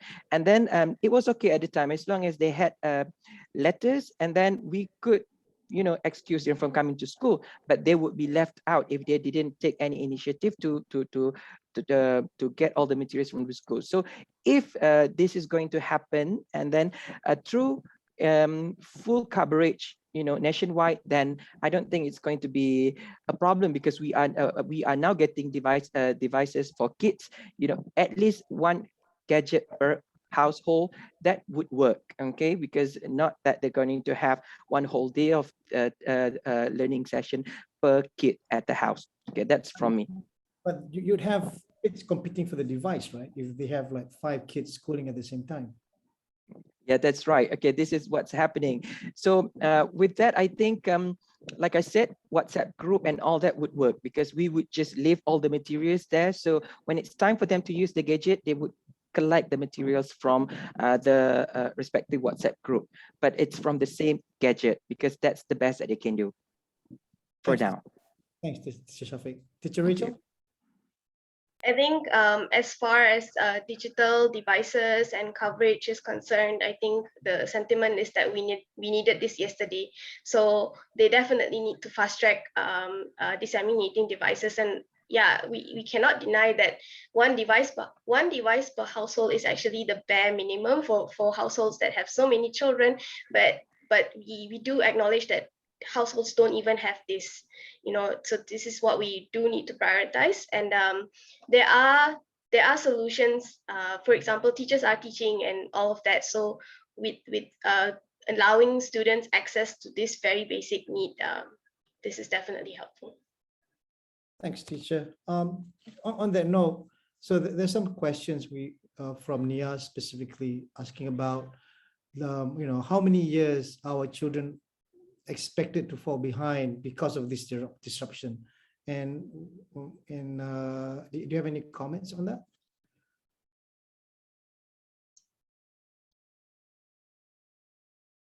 Sorry, you're asking me? Yeah, sorry. Yeah, sorry. Oh, okay. So I read that question, and it's true. We do have international research. Maybe Dr. Habibah will be more well versed with data locally, but I do know that I don't have data on Malaysia. I've been referencing international data as well as the one collected by Untuk Malaysia for Murid Cicir. And Dr. Habibah, before you also continue on that question, related to that, the question also, Nias also asked, how many hours did children spend at home under HBL, and what is the average attendance rate? I think some of this was covered by Teacher Shafiq. I'm wondering whether the statistics he mentioned is actually something national. Okay, I'll answer that first. I think in terms of hours hours of learning, I do not have the total number information on the total number average per child. But then through the survey that was conducted by the Ministry of Education previously, most teachers spend between 1 to 2 hours of lessons per day. One teacher. So in totality, it may be more. It should be able to cover the timetable that's recommended by the ministry. I think Shafiq perhaps would acknowledge that in the earlier manual PDPR is the basic of how do teachers cope with home-based learning. But then in the subsequent manual PDPR, there's also a proposed schedule or timetable for lessons. But then it's just an exemplar because teachers may be able to do their own planning or scheduling. But then some teachers struggle or some schools struggle. So those are exemplars on how schools and teachers can schedule their lessons so that there is coverage of the curriculum, assuming PDPR or home-based learning takes up a certain portion of time other than face-to-face schooling. But I think the worrying part, besides you have the manual or guideline, you also have exemplars of this and that. I think the issue of the reach to the students and the quality of the instruction itself, because it varies on the competence of the teachers on how they do this home-based learning or remote learning, be it through online or offline ways. Even in the early part, for instance, if we look at the learning materials or the modules produced by teachers for offline learning, for instance, it's more of many are more of exercises or activities. It's only later on that the modules or learning materials move towards self-access learning. So there is a learning component, then you have exercises or for work for students to do. So I think it is a learning process for both the teachers, the students, and for parents themselves to support the learning of their child because the teacher has less control or management of the children because of the virtual or at home situation. Then the parents, and parents would have issues, especially when parents are working or parents have more than one child to manage learning at home. So if we look at situation where you mentioned about, in terms of the devices, and you mentioned about the digital roadmap, in Putrajaya, for instance, we have many households that are more advantaged in terms of owning of the devices. So you may have 90% of students attending a lesson. Then suddenly you call upon a certain student and there's no response because many or some of these students, they are at the age where they are very mischievous. And it also depends on how motivated, how exciting the lessons are, which is a challenge in itself when you do virtual learning. So they may put the lesson on, but they're not there. They may be doing something else. So, even if I say that it's 90% attendance, but how many of them are actually on task or engaged during the lesson? So effectiveness of home-based learning is very difficult to gauge.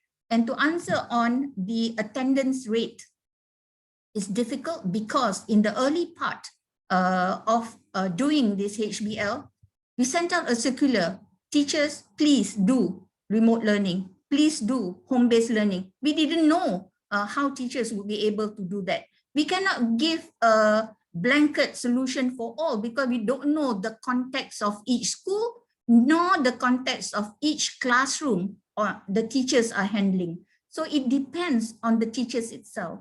How the attendance rate are, we left it to the schools to manage the attendance. And later on, the JPN, the PPD and the JPN started to collect the attendance rate within their own district and within their own states. It's only this year that the ministry has collected and have a reporting of the attendance rate nationwide.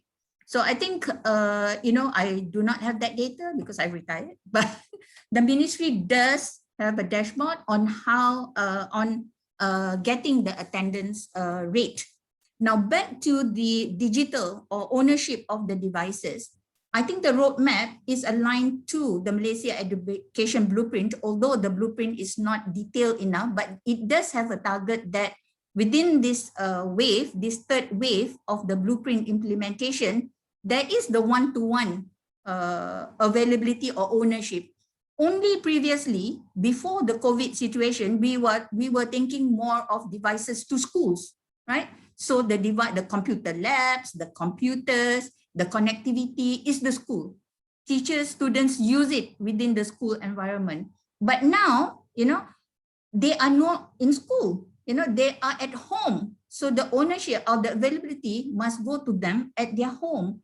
And then the other one is, even beyond the COVID situation, we are talking about the digital era with the emergent technology. We talk about the fourth industrial revolution and how it's been augmented by the current situation. So I think I agree with our panelists that, in the future, that's where we need to go.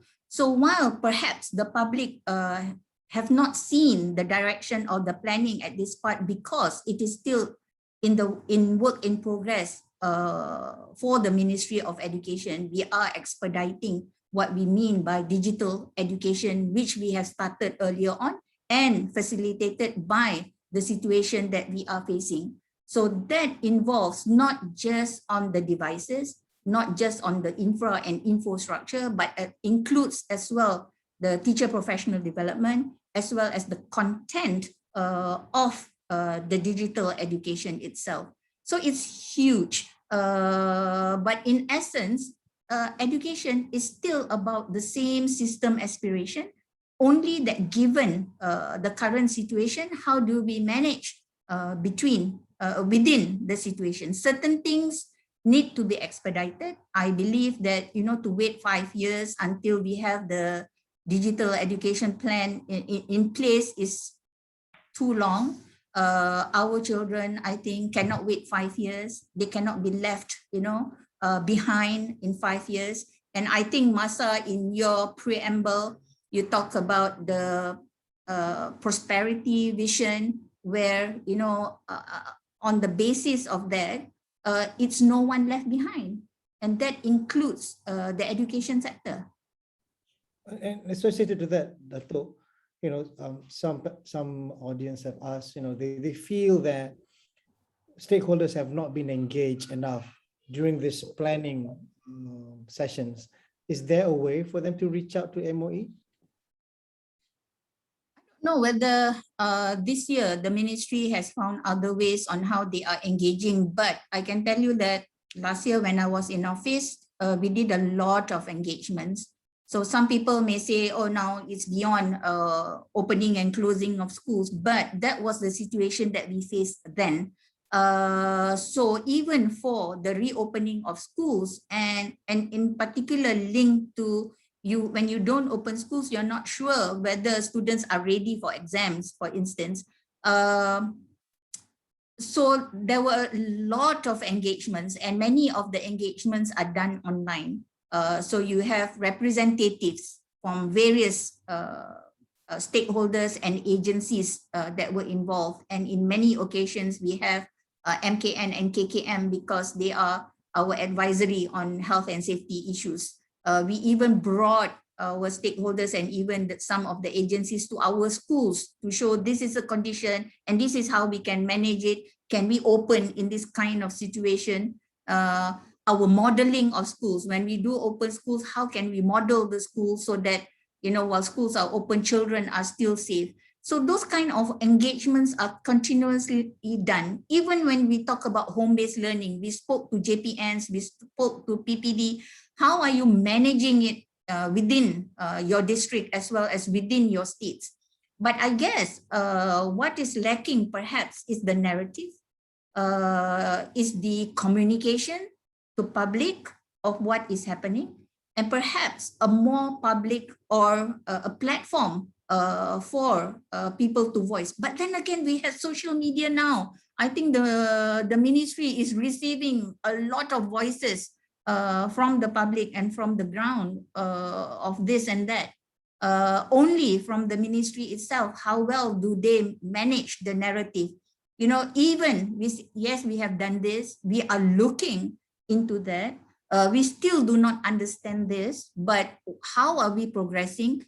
Those kind of messages would also, I think, help public to understand the situation and perhaps give some consolation on how the ministry is managing the direction of the situation. So associated with that, Dato', before I go to Raja Zura, someone asking, is this the lack of narrative, the lack of right level of communication? Is it because of the quality of leadership in the ministry? I know it's an unfair question to you, but Whoa. I don't think it's about lack of leadership, but it might be lack of there's communication gap. It's more on communication gap. Due to the fact that sometimes when it comes to stakeholder engagement, we really have to see how exactly it can be done more effectively. At different level, the way of how exactly we want to communicate must be different. You speak to people who knows about education, you use the academia of the language that people will understand. But people from academic that sometimes come to me because I'm not, from the academic world, talking about some of the terms that they use, I'm lost. So more on the engagement level need to be done maybe more effectively. The way how we communicate, and also I do see some question on collaboration with ministry moving forward, which I think that is very positive in terms of looking at how exactly Ministry of Education can come into play, and look at how collaboration with training providers, with education providers, with tuition providers would be able to complete the whole spectrum of how exactly we want to bring learning and education moving forward. Because like tuition provider, they may have the infrastructure, they may have the digital platform already, or they may have a curriculum that will be able to meet the needs for the future. So that is something that you want to look at. But back to your question just now, I think it's not much on the leadership competency, but communication might be better. It can be done better maybe by using that communication channel more effectively. Thanks. By the way, I'm very mindful of the time, and there's several questions that I still want to go through. If you don't mind, the panelists, could we just spend another 10-15 minutes before we end, if it's okay? Sure. Okay, great. So Raja, I just want to check in with you. There is another McKinsey report saying that post-COVID-19, we're going to have regression towards limitations of the pre-COVID-19 days. And one of the key challenges is that today's productivity gains that's been accelerated because of digitalization is going to trigger layoffs to save costs. This is post-pandemic, yeah? Okay. And therefore, we might not have enough or not even have new opportunities for job creation. And then the whole idea of transitioning towards sustainability is going to be halted. What are your comments? And what can we do to address this? Okay, I think this is where the way of how exactly we want to set the mindset of students and also the educators need to be looking at it differently. Because the way I look at it when it comes to job opportunities, if I were to ask many parents out there, if I were to ask many children out there, they are always looking at more getting permanent employment as the job the job that they wanted to actually secure.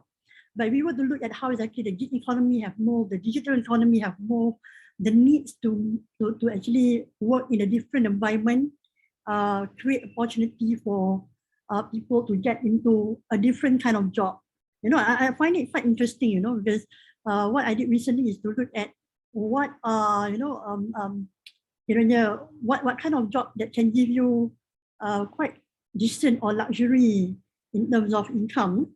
And one of it is actually being YouTube influencer, or you have your YouTube channel, you can earn income, and you can actually use that as part and parcel of providing your skills through that manner. So it is again back to how exactly you channel the mindset of our student, and also the educators of how to channel our best asset in terms of learning to make employment available for us. And it need not be something that you work with people. And there are lots of opportunity also to go into, social enterprise, online businesses. So you need to be able to be creative to see how exactly you want to use all the skills that you have to get there. Yes, definitely when technology is now becoming better, and then we have many digital things coming into play.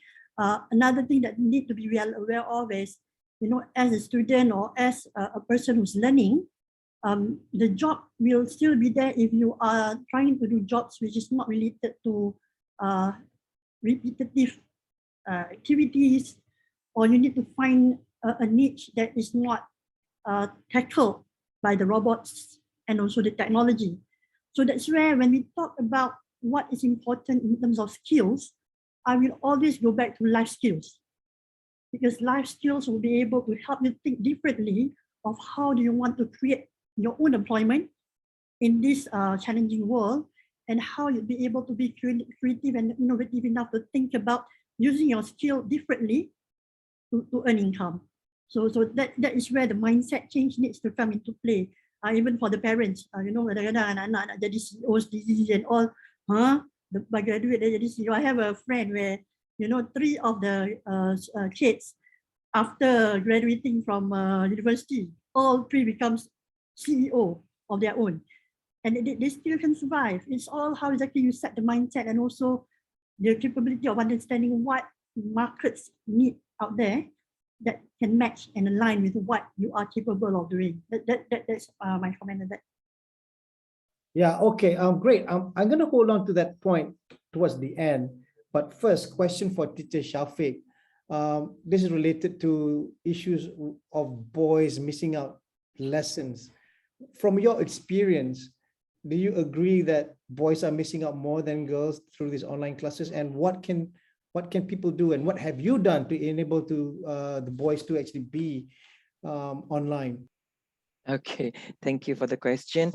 I would say yes, in certain classes, okay, because they sometimes cherry pick classes they want to attend. For example, if they perhaps do not favor the teacher, they might not join the teacher's class, okay? And then also previously, before pandemic, boys, I would attract them to come to school by asking them to join co-curricular activities, sports and all that. So they would be attending school to join those activities in the first place. But then because they are at school, might as well learn. So that's how I attracted them. But for now, it was really hard to do that because they were at home. Okay, and then what I could tell them is that do join the classes, because once you come back, you would still be able to do all your sport activities. It's just that for now, bear with what's happening. Okay, but it's really hard to reach out to them.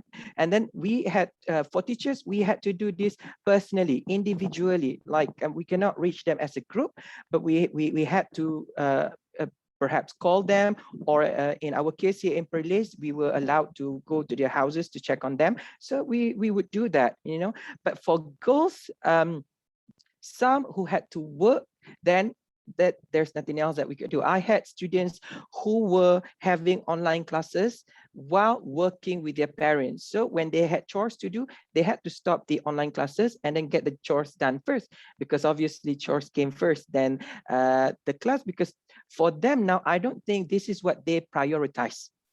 Okay, this is not what they prioritize. This is something that they have to do. So to make it something that they prioritize, it has to be school has to open. That's all I'm saying. Okay, but to try and do this online, it's quite impossible for now. Thank you, Teacher Shafiq. Teacher Rachel, a question from Niaz again with regards to poverty rate. She mentioned that the rate before COVID was already a double-digit figure. What is the current state? We're talking about learning poverty, yeah? Yeah. So again, data we don't have, but we do know that that the numbers have increased, and the estimate by Untuk Malaysia was that the number of students would multiply by 6 times if schools do not reopen. So that's the estimate. And like I said, early this year when they launched a Murid Cice reporting system, people reported 1,000 students in 72 hours.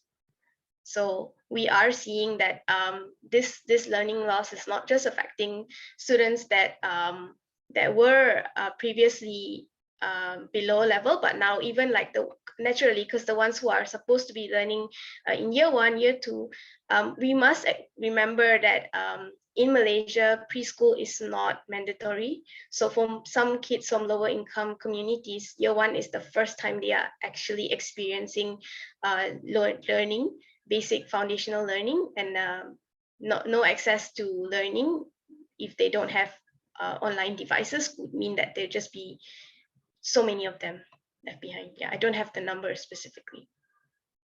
Thank you. Dato, would you be able to give more insights with regards to the learning poverty rate during this pandemic? I think that for Malaysia itself, I have no figure on how much actually is the learning loss. But we know that because of the variances in terms of the instructional quality, how much students are being engaged, we know it would lead to certain learning loss.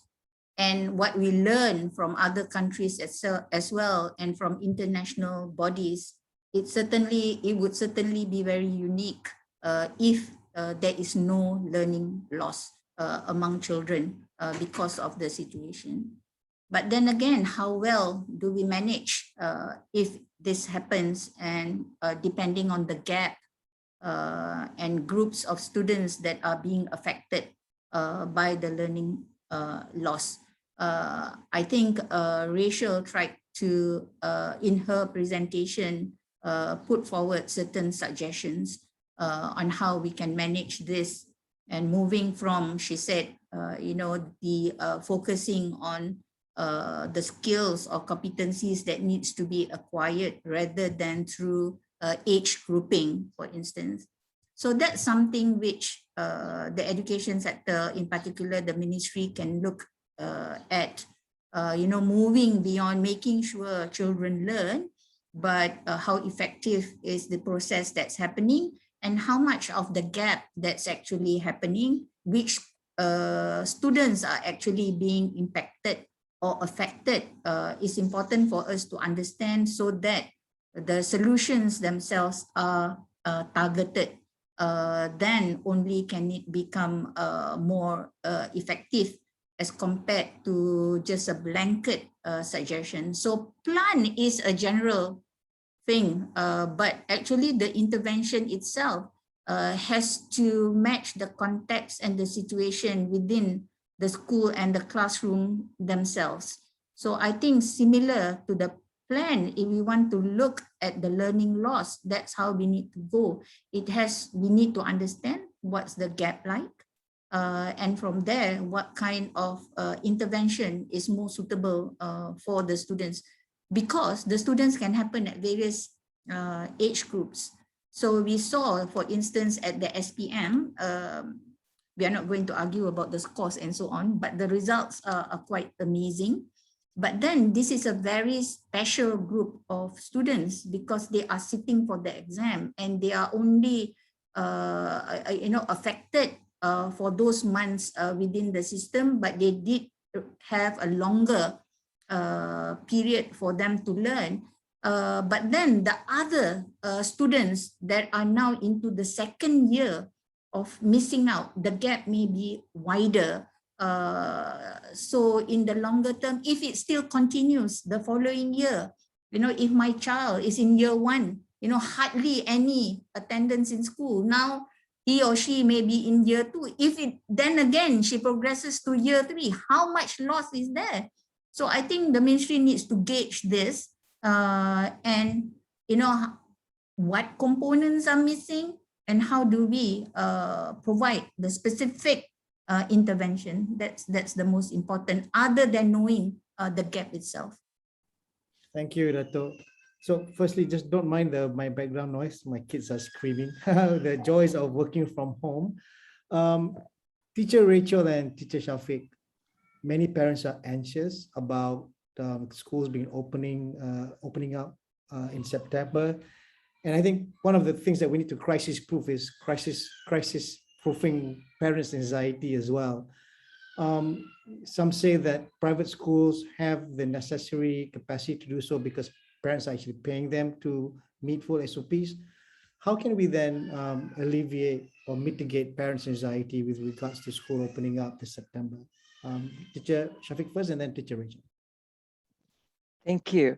That is something that we teachers are thinking about as well. It's not just the parents, teachers as well, because when school reopened last time, we had to follow the SOP strictly. But then when we followed the SOP strictly, we didn't have enough capacity to do that. And then also, like, you know, we need to have huge spaces between kids, and then kids could not move around a lot. They had to stay in one place. But then we do not have a lot of teachers to look after them all the time so that they follow SOPs, because kids, to be honest, they will always be kids. Okay, we have to monitor them all the time. So if school reopens, and then I would say we open the school for targeted groups, not for all yet, because we cannot have all students coming back to school to continue to study face-to-face. But for targeted group like the Form 5 students for this year, yes, they have to come back to school because we need to drill them, we need to help them with what they have been missing out.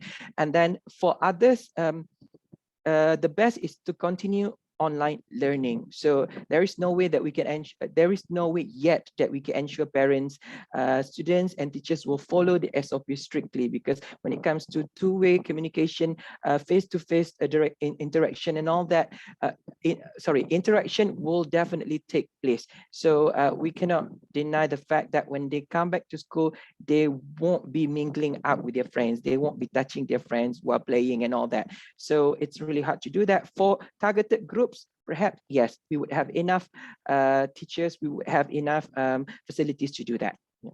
Thank you. Teacher Rachel.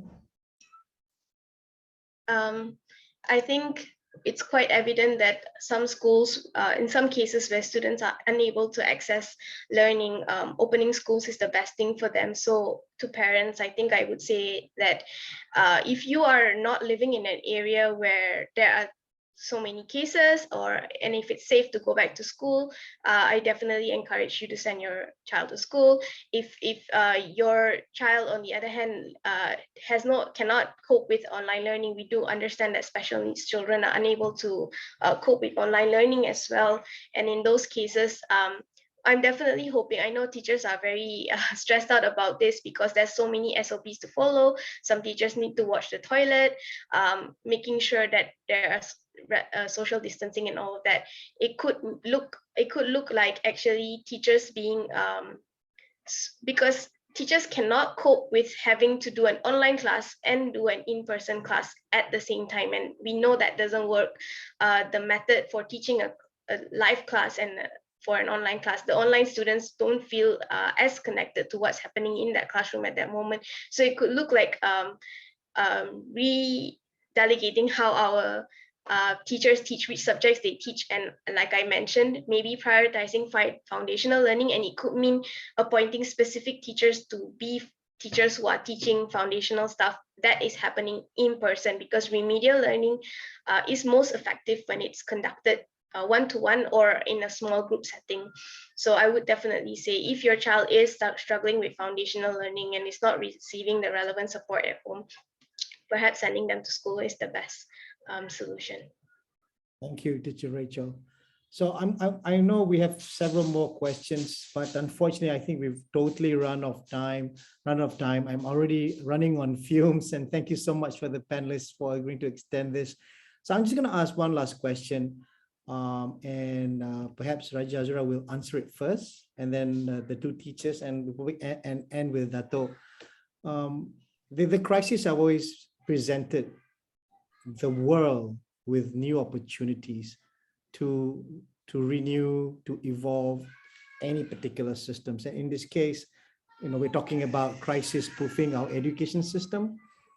I'm wondering whether we're doing enough renewal, evolution, of the system and also the pedagogy. As we all know, we will talk about gamification and how things are different online.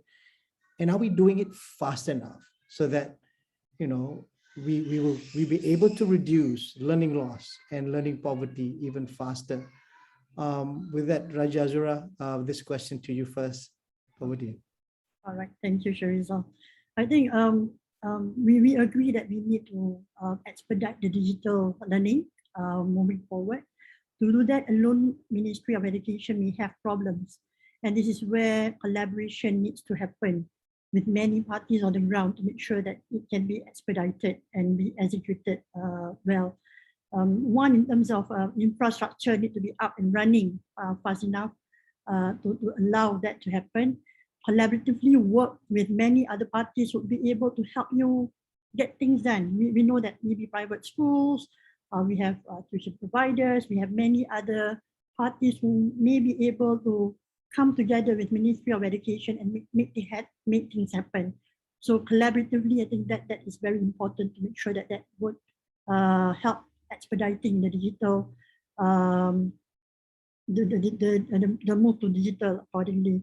The other one is about the way of learning. We know that whatever is happening now, it's here to stay. So we cannot expect what we want to happen before in terms of learning happen again. So the needs of hybrid learning needs to be thought through now. And how do we want to ensure that the curricula then will be able to align to the needs of the student, whether what we are currently doing is totally relevant with what is happening with the world out there. Because like what we mentioned earlier, the world of school and the world of employment need to come together. World of working needs to come together in terms of producing individuals. Yes, we want to ensure that they will be personally developed as holistic individual, but at the same time, we'll be able to utilize the knowledge and skills to earn and to live comfortably. So that is very important as well. And additionally, is about focus on what need to be learned in school. I trust that the learning in terms of life skills need to be strengthened. I remember there's one question talking about student who's learning now. In 10 or 20 years time, the job may not exist. The job may not exist yet now. So what can be something that they will be able to learn to make them resilient enough to face the world out there? So life skill is important and need to be strengthened throughout learning in school, because that will make our kids resilient enough to have cognitive way of thinking, to have different mindset to meet the challenge of learning moving forward. So that's the point. Thank you, Raja. Teacher Shafiq. All right. So I think we are actually doing what we're supposed to do. For example, teachers are utilizing everything that they can just to make sure that students are not left behind through this online teaching. So one thing that is quite famous now is TikTok, so TikTok for education is now a thing, and it attracts a lot of students' attention, and teachers are actually given courses on how to do that so that their lessons, their materials, whatever that they want to impart will be getting more and more interesting and interactive. So I think by having these, we are not going too fast or too slow. We are going where we're supposed to go. And then, but if we can get this, like when we talked earlier, full coverage, perhaps we can do better with Google Meet, Zoom, and all that, because this is like the best platform for two-way communication. But the rest, we are trying, and then we are helping the kids to do their best as well. Okay. That's from me. Thank you. Thank you, Teacher Shafiq. Teacher Rachel. I think the thing that struck me the most about the pandemic is that the gaps that we're seeing are not new. There are gaps that we've kind of identified before. We know they exist and we've been working towards solving them. And the pandemic is a stress test. to our systems, and undeniably so many communities are affected by it, and we know that it's going to be a long-term effect as well. The research is showing that multiple generations later, we're gonna see this when this group of kids actually reach the working world. We're gonna see the impact, the lasting impact on them as well. So we do know systems are overwhelmed. Like, we have so many aspirations, so many things to focus on in such a short time. But we also must recognize that there are many hands here. The interesting thing is education. The funding in education did not decrease at this time globally. Many people are funneling money, especially into like education initiatives. So I think the key is in public-private partnership for me, so that there needs to be an open call for collaboration, for people to be able to work together with the ministry to bring these things to realization as well. Yeah. Thank you, Teacher Rachel. Dato', silakan. Okay, I totally agree that the gaps were there and still remain, and perhaps even the gap has widened for some groups of students, and for students where perhaps they were not in the gap, but now they are because of the situation that they are facing. So for me, when we talk about the learning gap, definitely it has been worsened because of the crisis. So have we done enough? And whether are we doing fast enough? So I guess for me, we were struggling to understand the situation and how do we manage the situation. So of utmost importance was to ensure that students learn. But along the way, you see the gaps that we need to face. So I think given the situation, we are already in the second year and moving forward, in the new normal, we need to do more and perhaps expedite things so that we can handle as best as possible the situation that we are facing. So I think at one point, certain people raise on, while we have disadvantages because of the situation, but it also provides certain opportunities. For example, in my presentation itself, I did mention about online marking. And while the planning itself was to be mediated over a certain period of time, you increase a certain number of papers to be marked online. But because of the situation, because you want to make it more efficient so that students can enter tertiary education in a timely and structured manner, you do it online, and the ministry has been successful. So I think the COVID situation provided that opportunity, which otherwise could have taken another 3 or 4 years for it to happen. So likewise, I think, while we have handled the situation of home-based learning and trying to open and close schools, we need to move forward on what are the gaps that we are seeing and seriously addressing those gaps. So certainly the learning gap is an important thing that we need to address, but the learning gap is not just basic literacy, numeracy, or even the acquisition of certain knowledge and skills that's supposed to be imparted within the curriculum. But we hear from Raja Azura too, the skills and competencies that's changing, the jobs that are being created and becoming more important. So the whole curriculum itself has to be relooked. And even when we talk about digital education, while we have started on it, we still need to assess what we have planned, because the digital education doesn't stand in totality. It has to go along with the curriculum. Because for me, the curriculum is not the document standard curriculum, but it goes with it. How is the curriculum supposed to be taught?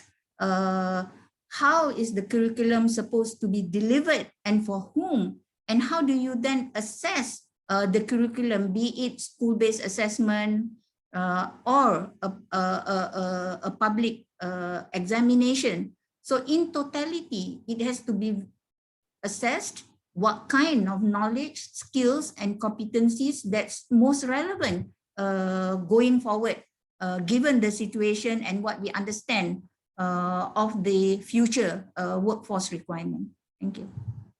Thank you so much, Dato. Ladies and gentlemen, we've now reached the end of our panel question and answer session. And for those who still have questions, burning comments and suggestions, do leave your questions and comments in the Facebook Live comment section. And Institute Masa Depan will be happy to address them then. And with that, my name is Sharizal. I'm the moderator for today. And before we end, I'd like to pass the floor back to Tengku Azila for her closing remarks. Over to you, Tengku Azila.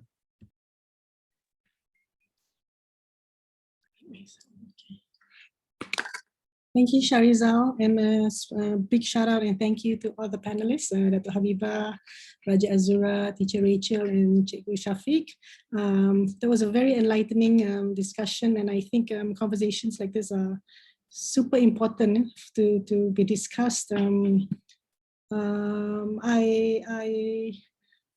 agree with, especially, I'm actually quite happy to hear from Cikgu Shafiq that teachers are currently using everything. We have school kids as well. So, so far, none of our teachers have taught my children via TikTok, but I'm happy to know that teachers are trying their best, and, teachers are just humans and also have families. And, we've discussed this, I've discussed this a few times with Dato' Habibah, where we were coming up with the title and we were coming up with, this topic, and, we're also looking at, coming up with policy recommendations that we perhaps can recommend to the ministry on, what can we do to do this. So these are some good comments that we will incorporate. We look forward, to having more conversations like this. Perhaps we can, have a second part to this. A lot of ideas, with this new digitalization and fourth IR, it's just very hard to catch up, especially, with his life skills and his new skills and all that. Even we as the older people are so very hard to catch. So with that, thank you so much. I hope it has been fruitful for the participants. Thank you for joining our webinar for today. And, have a good Friday. And let's hope the COVID situation will improve so that we can all go back to our normal self. But then again, this is the new normal. So, let's pray for what's best for us and our country. So thank you and Salam Alaikum. Salam. Thank you, Dato. Thank you, Teacher Rachel. Thank you. Raja Azura. Thank you so much, everybody. Okay, thanks, Faisal. Bye. Welcome.